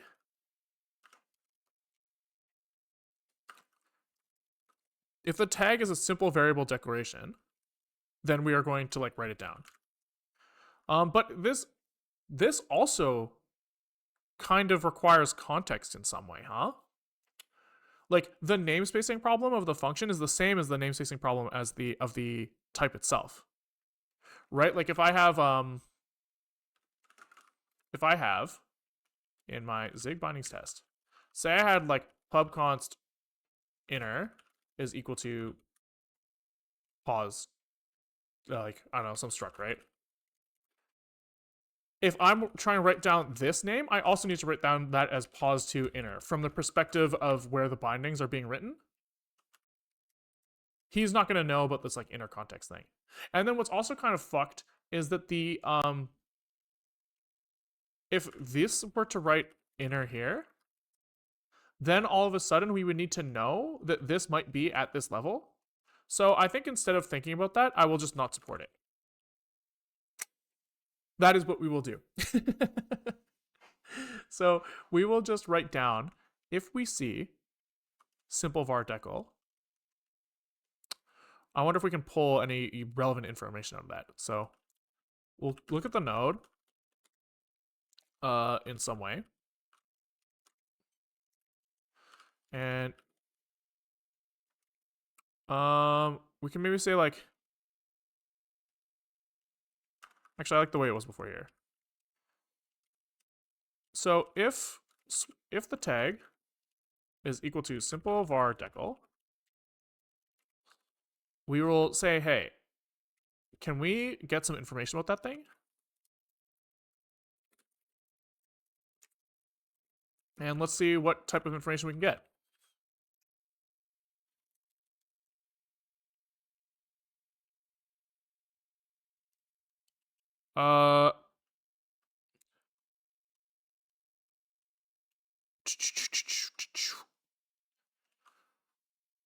What does this do? What does this do? Init node, probably. It does seem like that would be the thing on the right, huh?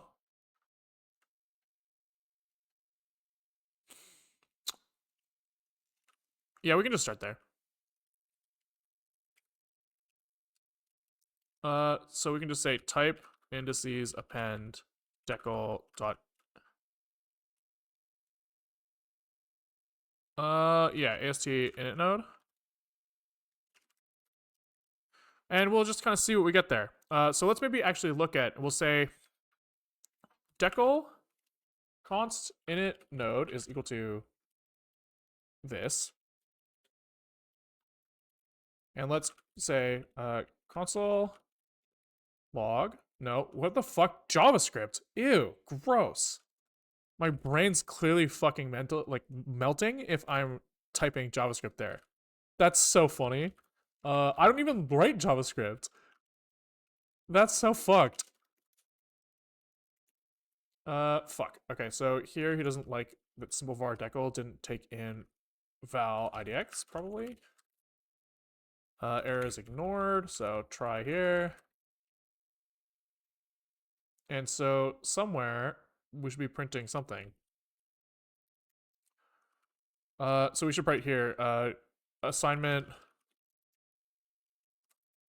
with this tag on the right-hand side.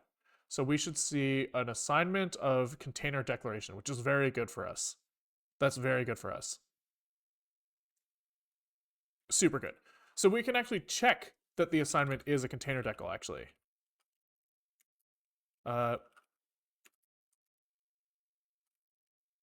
Yeah, why are we seeing it twice? Maybe because we're printing something in more than one place.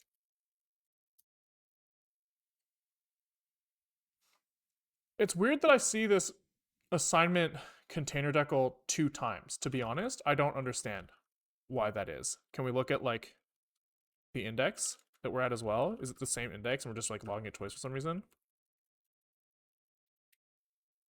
Going up and down? Oh yeah, that's probably it. Because it is the same. Yeah, good eye, good eye, good eye.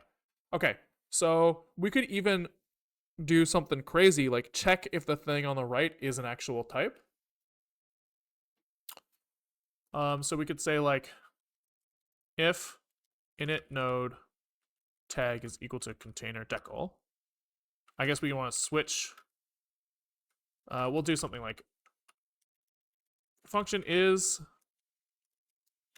container given an AST and a node index. We will say, hey, is this a container? And we will just say AST nodes items. I guess we should use AST AST nodes index here, I think. Node index here, yes. Here we want to say we have some tag from the AST at node index. And we're going to switch on the tag.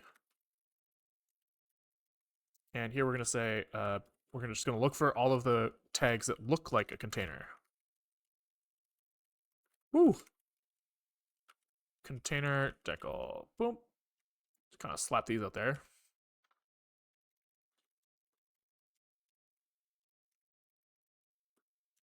Uh-huh. And then here we just return true, else return false. Okay. So now we can just say if the thing on the right is a container.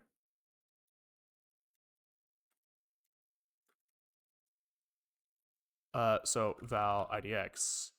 No, init node.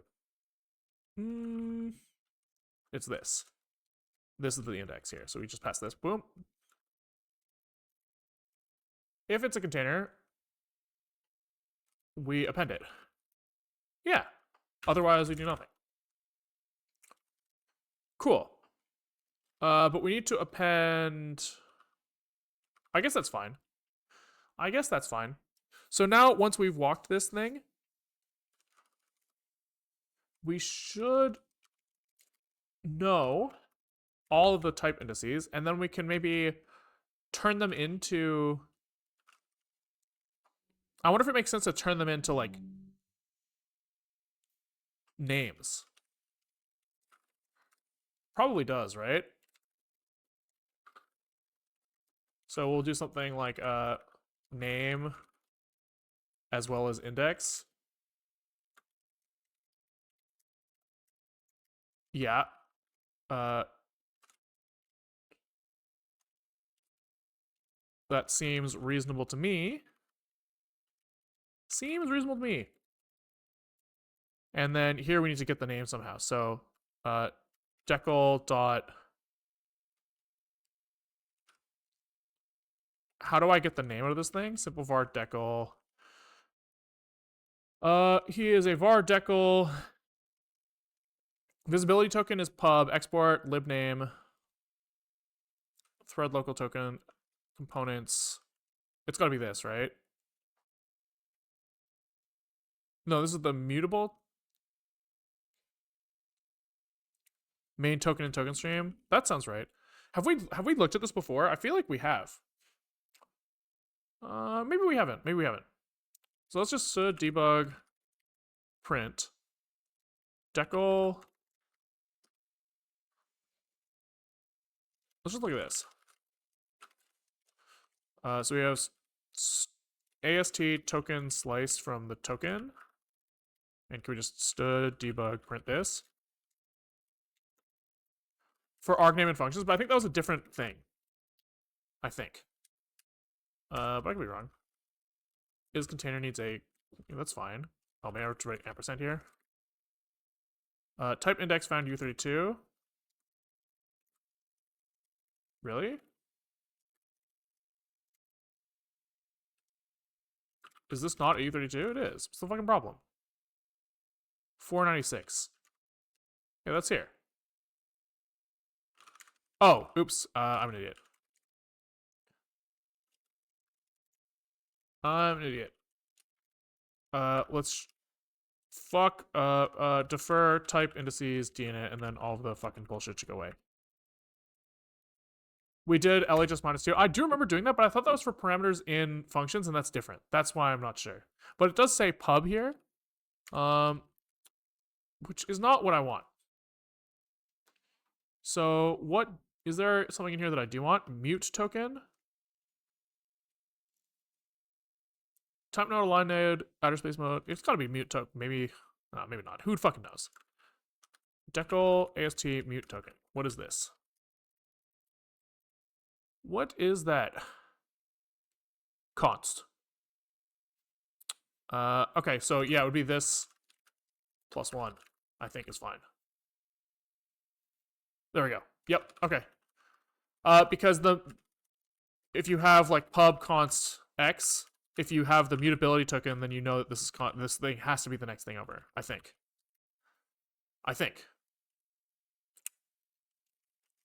That seems fine to me. And then first token will change depending on if it's public or not public, probably. But this is fine. So here we will push this, which has the IDX here. and the name as this. We'll say const name is equal to this shit. Uh-huh. And then when we are, I guess for now, for shits and gigs, can we just write them all out into the header? Instead of trying to do any like intelligent resolution, let's just spit them out. So in our header, can we just do something like for type indices items, item, we are going to do something like, what is it going to look like? It's like struct item.name, and then we have to iterate the fields of the thing. So we're going to need to do like, so assert that the item, so let's get the node. So const node is equal to ast dot nodes items get the tag at item idx. We will, this is the node tag. We'll assert that the node tag is equal to, is it container decal that we're looking at? Yeah. Or we'll just yeah, that's fine. We'll start with one. We'll start with one thing, which is the container declaration. And if we see a container decal, then we can ask for it. So we can say ast container decal of this item idx. Right? And I'm hoping that this will let us look at the fields. Main token, enum token, members. Members must be what we're looking at, right? So let's start here by just, we'll say that the item at this thing has this many members.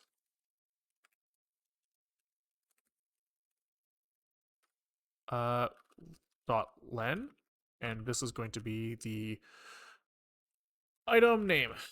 Okay, let's start there and just see if we get something reasonable.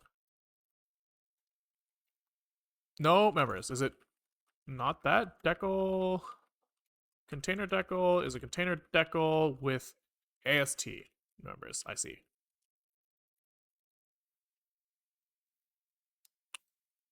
And then we have to new line this shit. Okay, so we have 3 members for pos 2. Does that line up? With our Zig bindings test. 3 members. So 2 variable declarations and a field. So we're gonna want to walk these guys and look for variable declarations. Except it's not gonna be that. It's gonna be, is it container decal? Probably. So we're gonna look over all of these.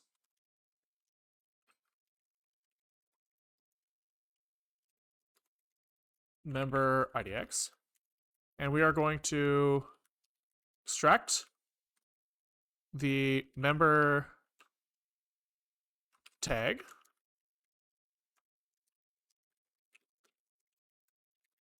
Member idx, and we're just going to say if member idx or member tag is not equal to container decal, we don't give a fuck about it.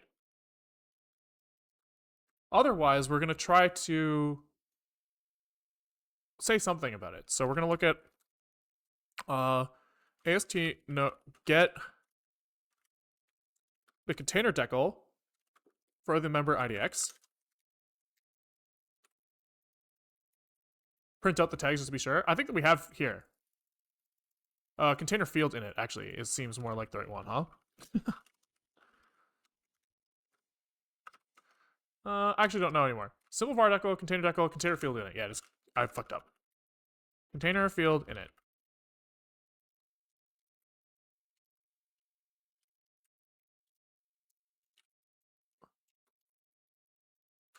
My bad, I'm blind. I mean, you did point me in the direction of me having written a bug, so I don't think you were that wrong. And in here, we should be able to see its type as well as its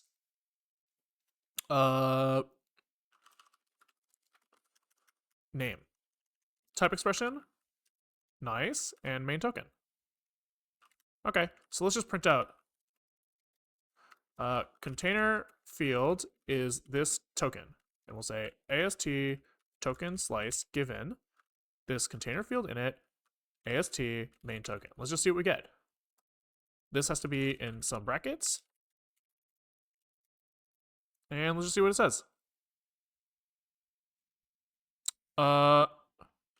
We need to write new lines here. And then let's also fix this bullshit where if val direction is not equal to down, we just skip everything. That makes my lives easier.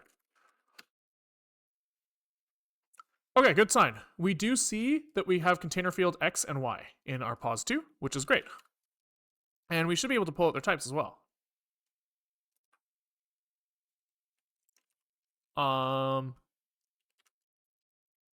AST, so this is going to be the container field init dot AST dot type expression.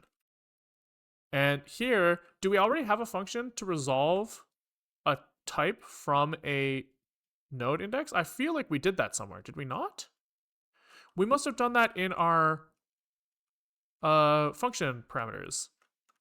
We have resolve function parameter type.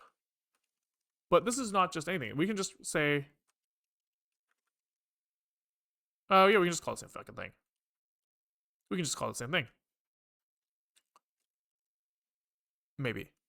I guess we can assume that it's an identifier. Yeah.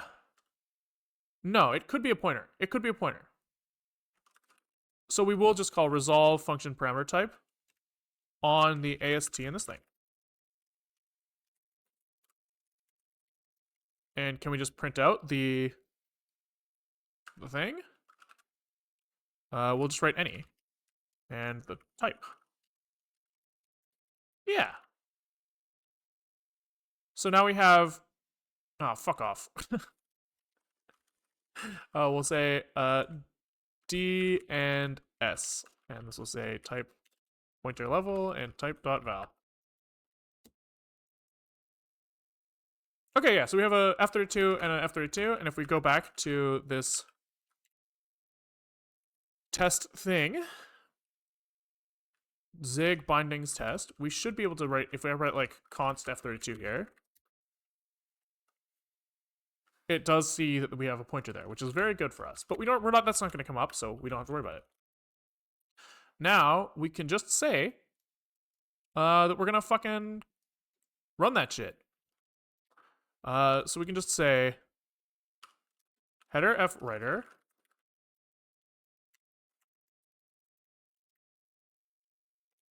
we are going to write some stuff in there. What are we going to write? Struct s, which is the container name. Do we have that container name somewhere? Container we have the fields. Where is its name? We have it in the type index. So it's just item.name. So here we're going to write out item name. And I guess that's it. So we're going to say header writer write or print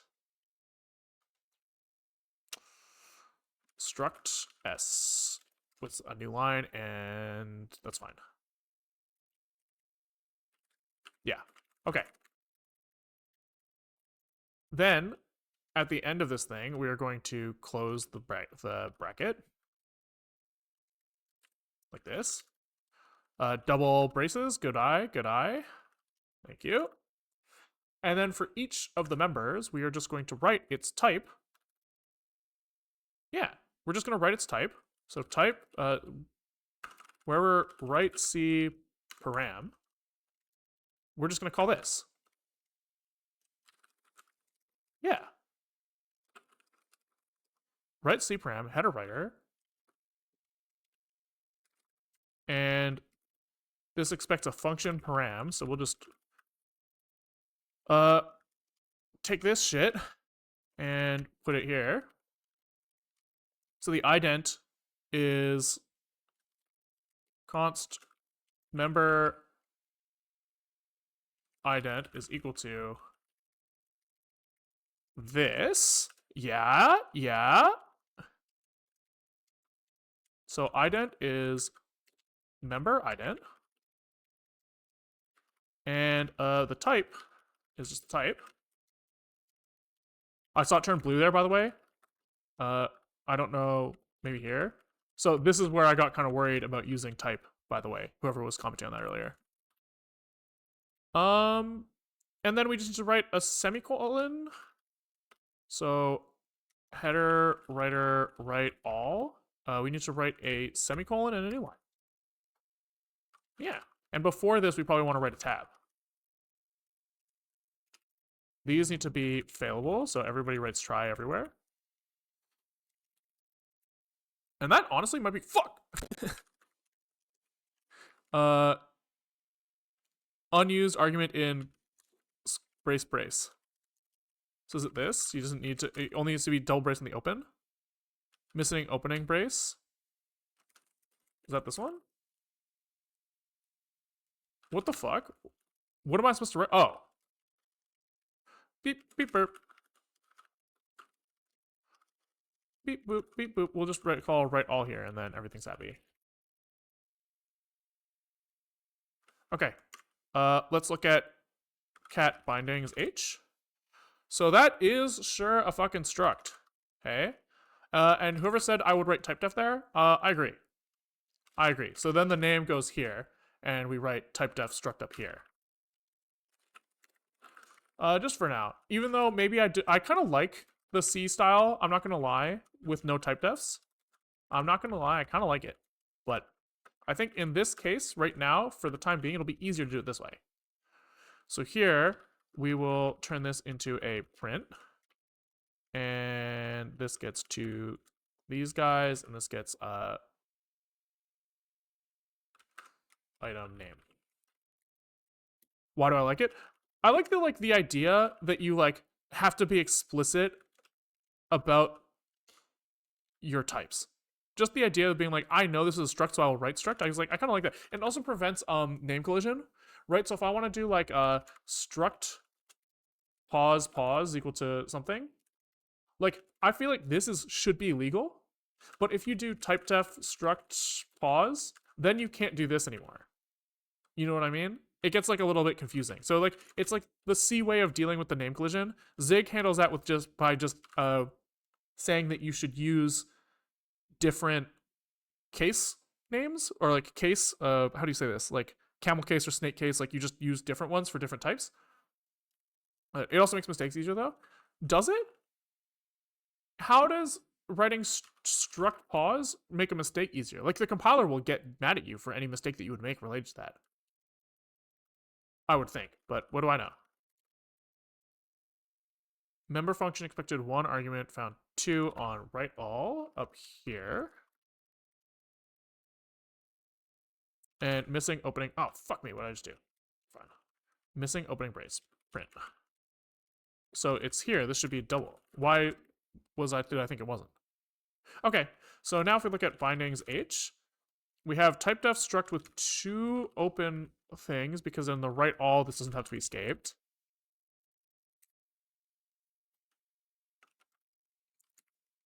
Oh, you're saying you get the pointer type wrong. I could see an argument for that. It does get a little confusing. Okay, so this works now. And we have to say that in our function, when we write out the implementation, we need to check if the name of that type has been seen before. So I guess we will just pass in write impl, we'll pass in the type indices, maybe dot items. Here we will take in a const type index, And when we write the body,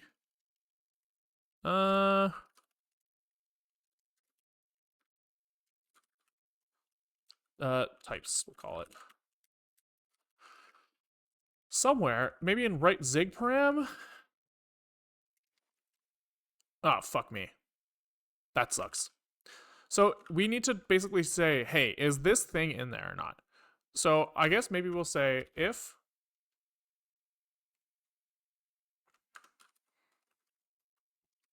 okay, we will I guess in here we will just type in types. We'll pass in types. Yeah.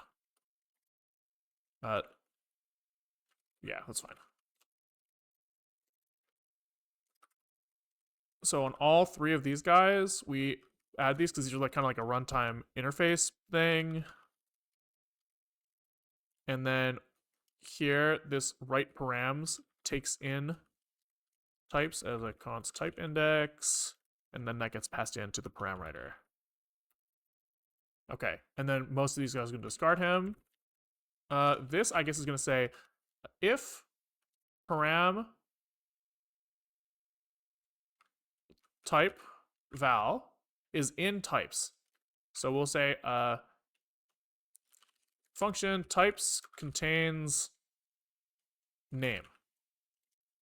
And we'll say types is a const type index, and the name is a const q8. We'll say for types tip if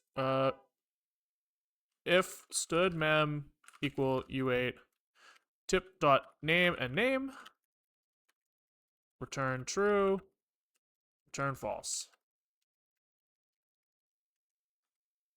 Return. There we go. Can't you just type inner dot name in C type lookup if it's not in the lookup table? This is the lookup table though, I think. So that's why I'm trying to like I'm passing this around everywhere is because I have to like check if the type is in it to say if I should use inner or not. I think.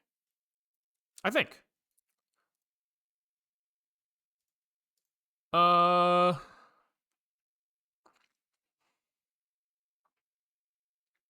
yeah, I do think that. So when we write our params here, we're gonna pass in types.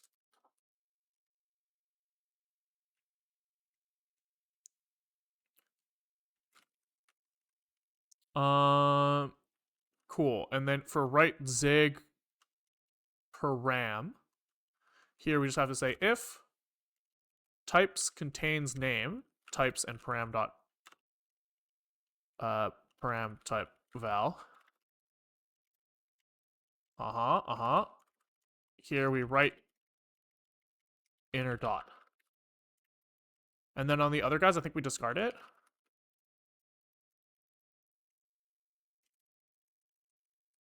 I think. Let's see. That might turn out to be a problem, but 542. Write C param needs to take in types as well, I guess, which is a little annoying.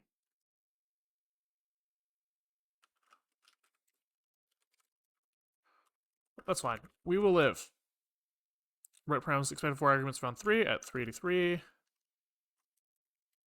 Right, so he needs to take in types here as well, which means that write header needs to take in types, which isn't really true here. I think I just write null here, and that's fine.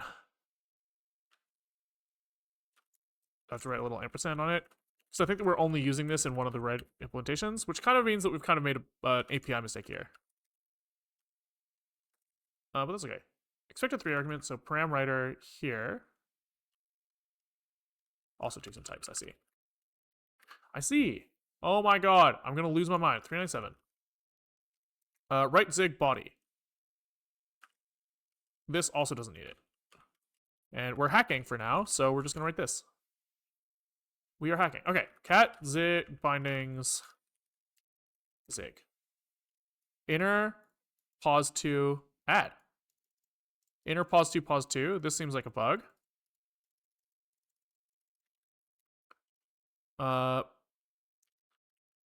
Oh, because This would be in right zig params.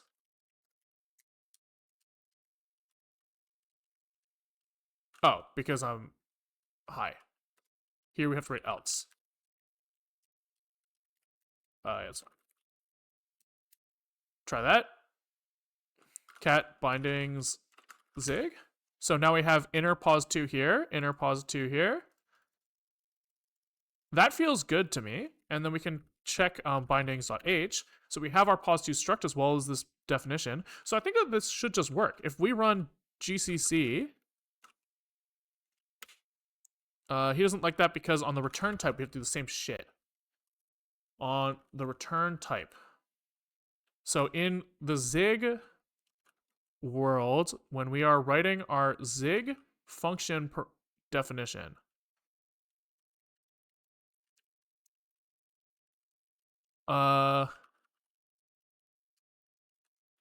it's here.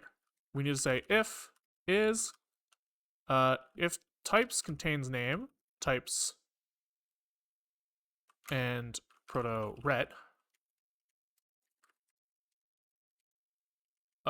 We do inner dot here, else we do this. Zig run, and we'll do the whole shebang. Fuck, I fucked up again. So zig run this shit. Okay, so we're not compiling because this is an incomplete type in test.c. Why?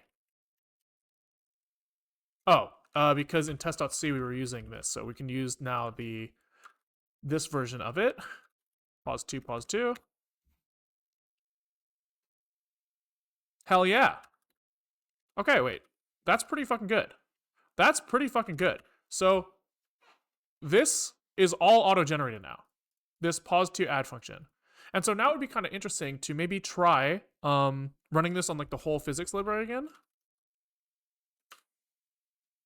We can look at, fuck, something crashed, which is annoying. Unreachable in main bindings gen.zig 531. What happened here? So here we were saying, hey, we need to make sure that the thing on the right side of this is a container decal when we see a type index thing. Because is container. I see. So we should just we'll do this for now. We will only support container decals and just kind of see what that fucking does to us. Oopsies, cat bindings.h. So here we got pos2, vec2, and surface, as well as all of this shit. We didn't get ball. Interesting. Interesting. I wonder why. Why didn't we get ball?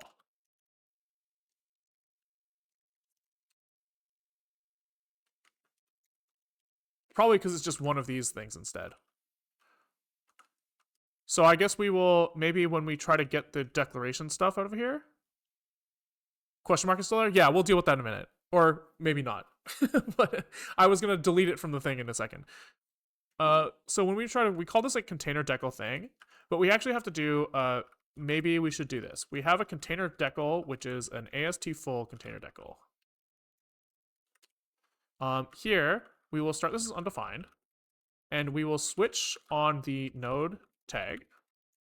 And depending on which tag it is, we will change how we extract this information. So here we do this, basically the same shit, except here we panic, return error on invalid container, I guess we'll call it. And then here, we will say decal. I guess we have to handle each of these differently. So this is decal is equal to AST container decal with item IDX. This one is decal is equal to AST container decal. Is trailing allowed here? How does this work? This one is also allowed for container decal. Trailing here is container decal as well, which means that you can kind of do this.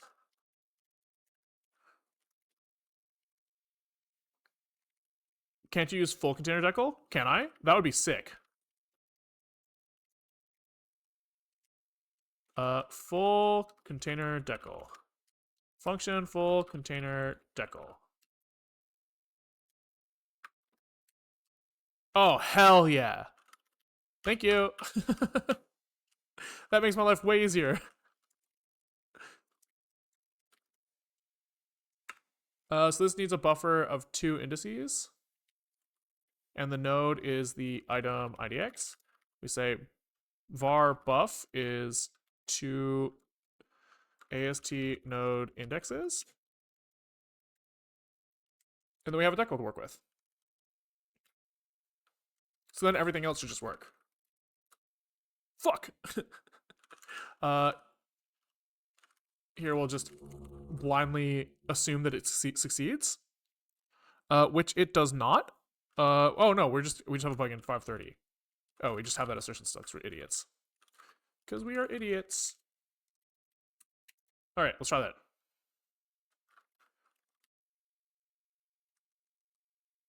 Okay, wait, that's looking pretty good.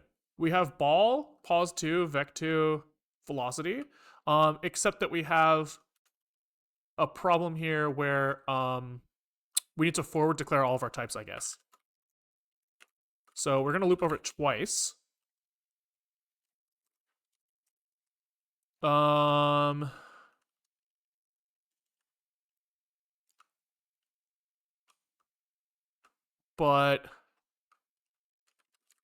oof, that's kind of tricky. So let me just double check this. If I go to bindings.h, what do I type here to make this work? Like struct. Can I forward declare this if I don't name it?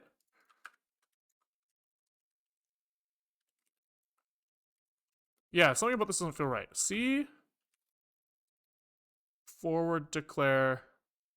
Oh, is forward declare showed if they're not by pointer? That's also a good point. It is not. Okay, we will solve this for now by just take this guy and we'll just move him down here. The simplest fix, right? We'll just move this guy over here. That solves all my problems. So now we can go back to bindings.h. Now this compiles. We'll delete this garbage ass function that doesn't work, and we'll go back to bindings.zig and we'll do the same for this one function. But everything else should be fine. So now we should be able to go into our like test.c and we should actually be able to do some physics. So if we did, or let's try doing something like we have a one position and we have a vector. So we'll say x is equal to 1.1, y is equal to 2.2, and let's just do something like pause to add PV. And so now we should see a new position of 4.1 and 9.2. So GCC, delete a bunch of this shit that I don't want. I do want all this. Fuck. C pointers cannot point to non-CABI compatible type. Oh, but that's okay. We can fix that by just going to physics.zig and making all of our structs extern.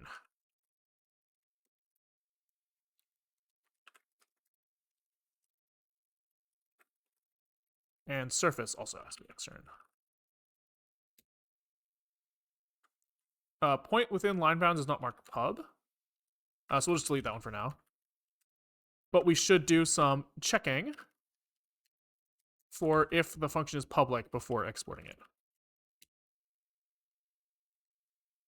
But that's pretty damn sick, man. That's pretty fucking sick. Look at that. That's so good.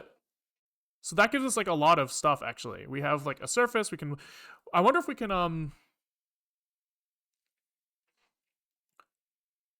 I'm trying to decide if I want to make a WASM chamber in C right now. I think no, but I think that this is enough to almost get us there. It's pretty damn close. And this is pretty fucking sick. Yeah, I think I'm gonna call it there. I guess like let's just do one more. Let's do a dot product. Let's say that we have like, you know, some vec to normal is going straight to the right, right? So we'll say that it's going straight to the right. And if we have a vector here, v, that has 1.1 and 2.2, if we project vector v onto the normal, we should see basically an x of 1.0 and or 1.1 and a y of 0, right? Is essentially what we should see here. So if we do vec2 dot v norm, we'll call this vec2 v2. Fuck. Why is my whole computer lagging? Vec2 with an express. Oh, this is supposed to be float. Right, so, sorry, the dot product should give us 1.1.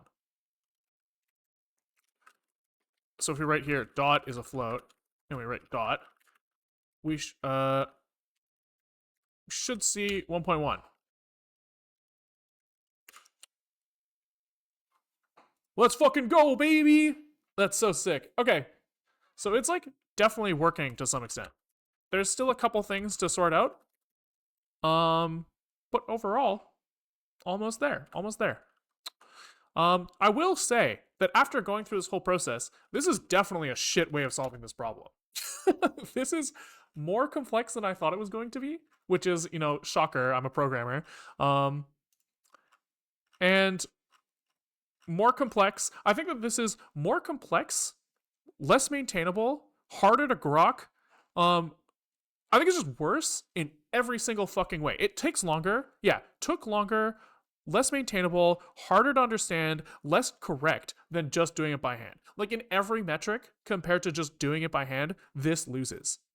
So I don't know if I'm going to invest more time into this. This is a fun little exercise. I think the rest of the problems are like pretty clear how we would solve them, right? Like the question mark problem is in physics zig. We have a function here that returns like null if this is a collision that can't be resolved, or like the collision didn't happen. We would just change this to return a boolean and have an output parameter of vec2. You'd have to like automatically do that conversion. I think that's the only thing that's really left in terms of like making this work. But yeah, I think probably I'll just change to running the thing by hand. This is a fun little exercise though. I'm like pretty amped on just the fact that this worked. Also, we had to like make sure that public things don't get exported. But yeah, I'll probably scrap this. But it was pretty cool to work on. So thanks for watching, guys. If you liked what you saw, we stream most days around 2 o'clock Pacific time. Right now, we are working on this like Rube Goldberg machine thing. So we're working on like, you know, this guy, multiple chambers, working with WASM. We'll probably be back tomorrow with actual making progress on this again. We had this like kind of side quest that we just worked on for a couple days of this generating C bindings. But if you want to see what else is up there, there's a YouTube link in the Twitch description. Playlists of everything organized, as well as a GitHub link in the Twitch description where code for most of this stuff ends up. I'll probably commit this stuff as like a work in progress branch somewhere that won't go. I'll try to make sure that I don't delete it. I'll call it like container decal or something, or not container decal. What am I saying? Bindings generation, and we'll kind of like leave it around here, even though I'll never use it. If you're watching on YouTube, there should be a Twitch link in the YouTube description of both the video and the profile. So if you want to swing by and you're online between 2 and 4 o'clock Pacific time, you could do that. Otherwise, you know, we gotta say our like, subscribe, Twitch Prime, and say bye to YouTube. And Twitch, let's figure out who to raid.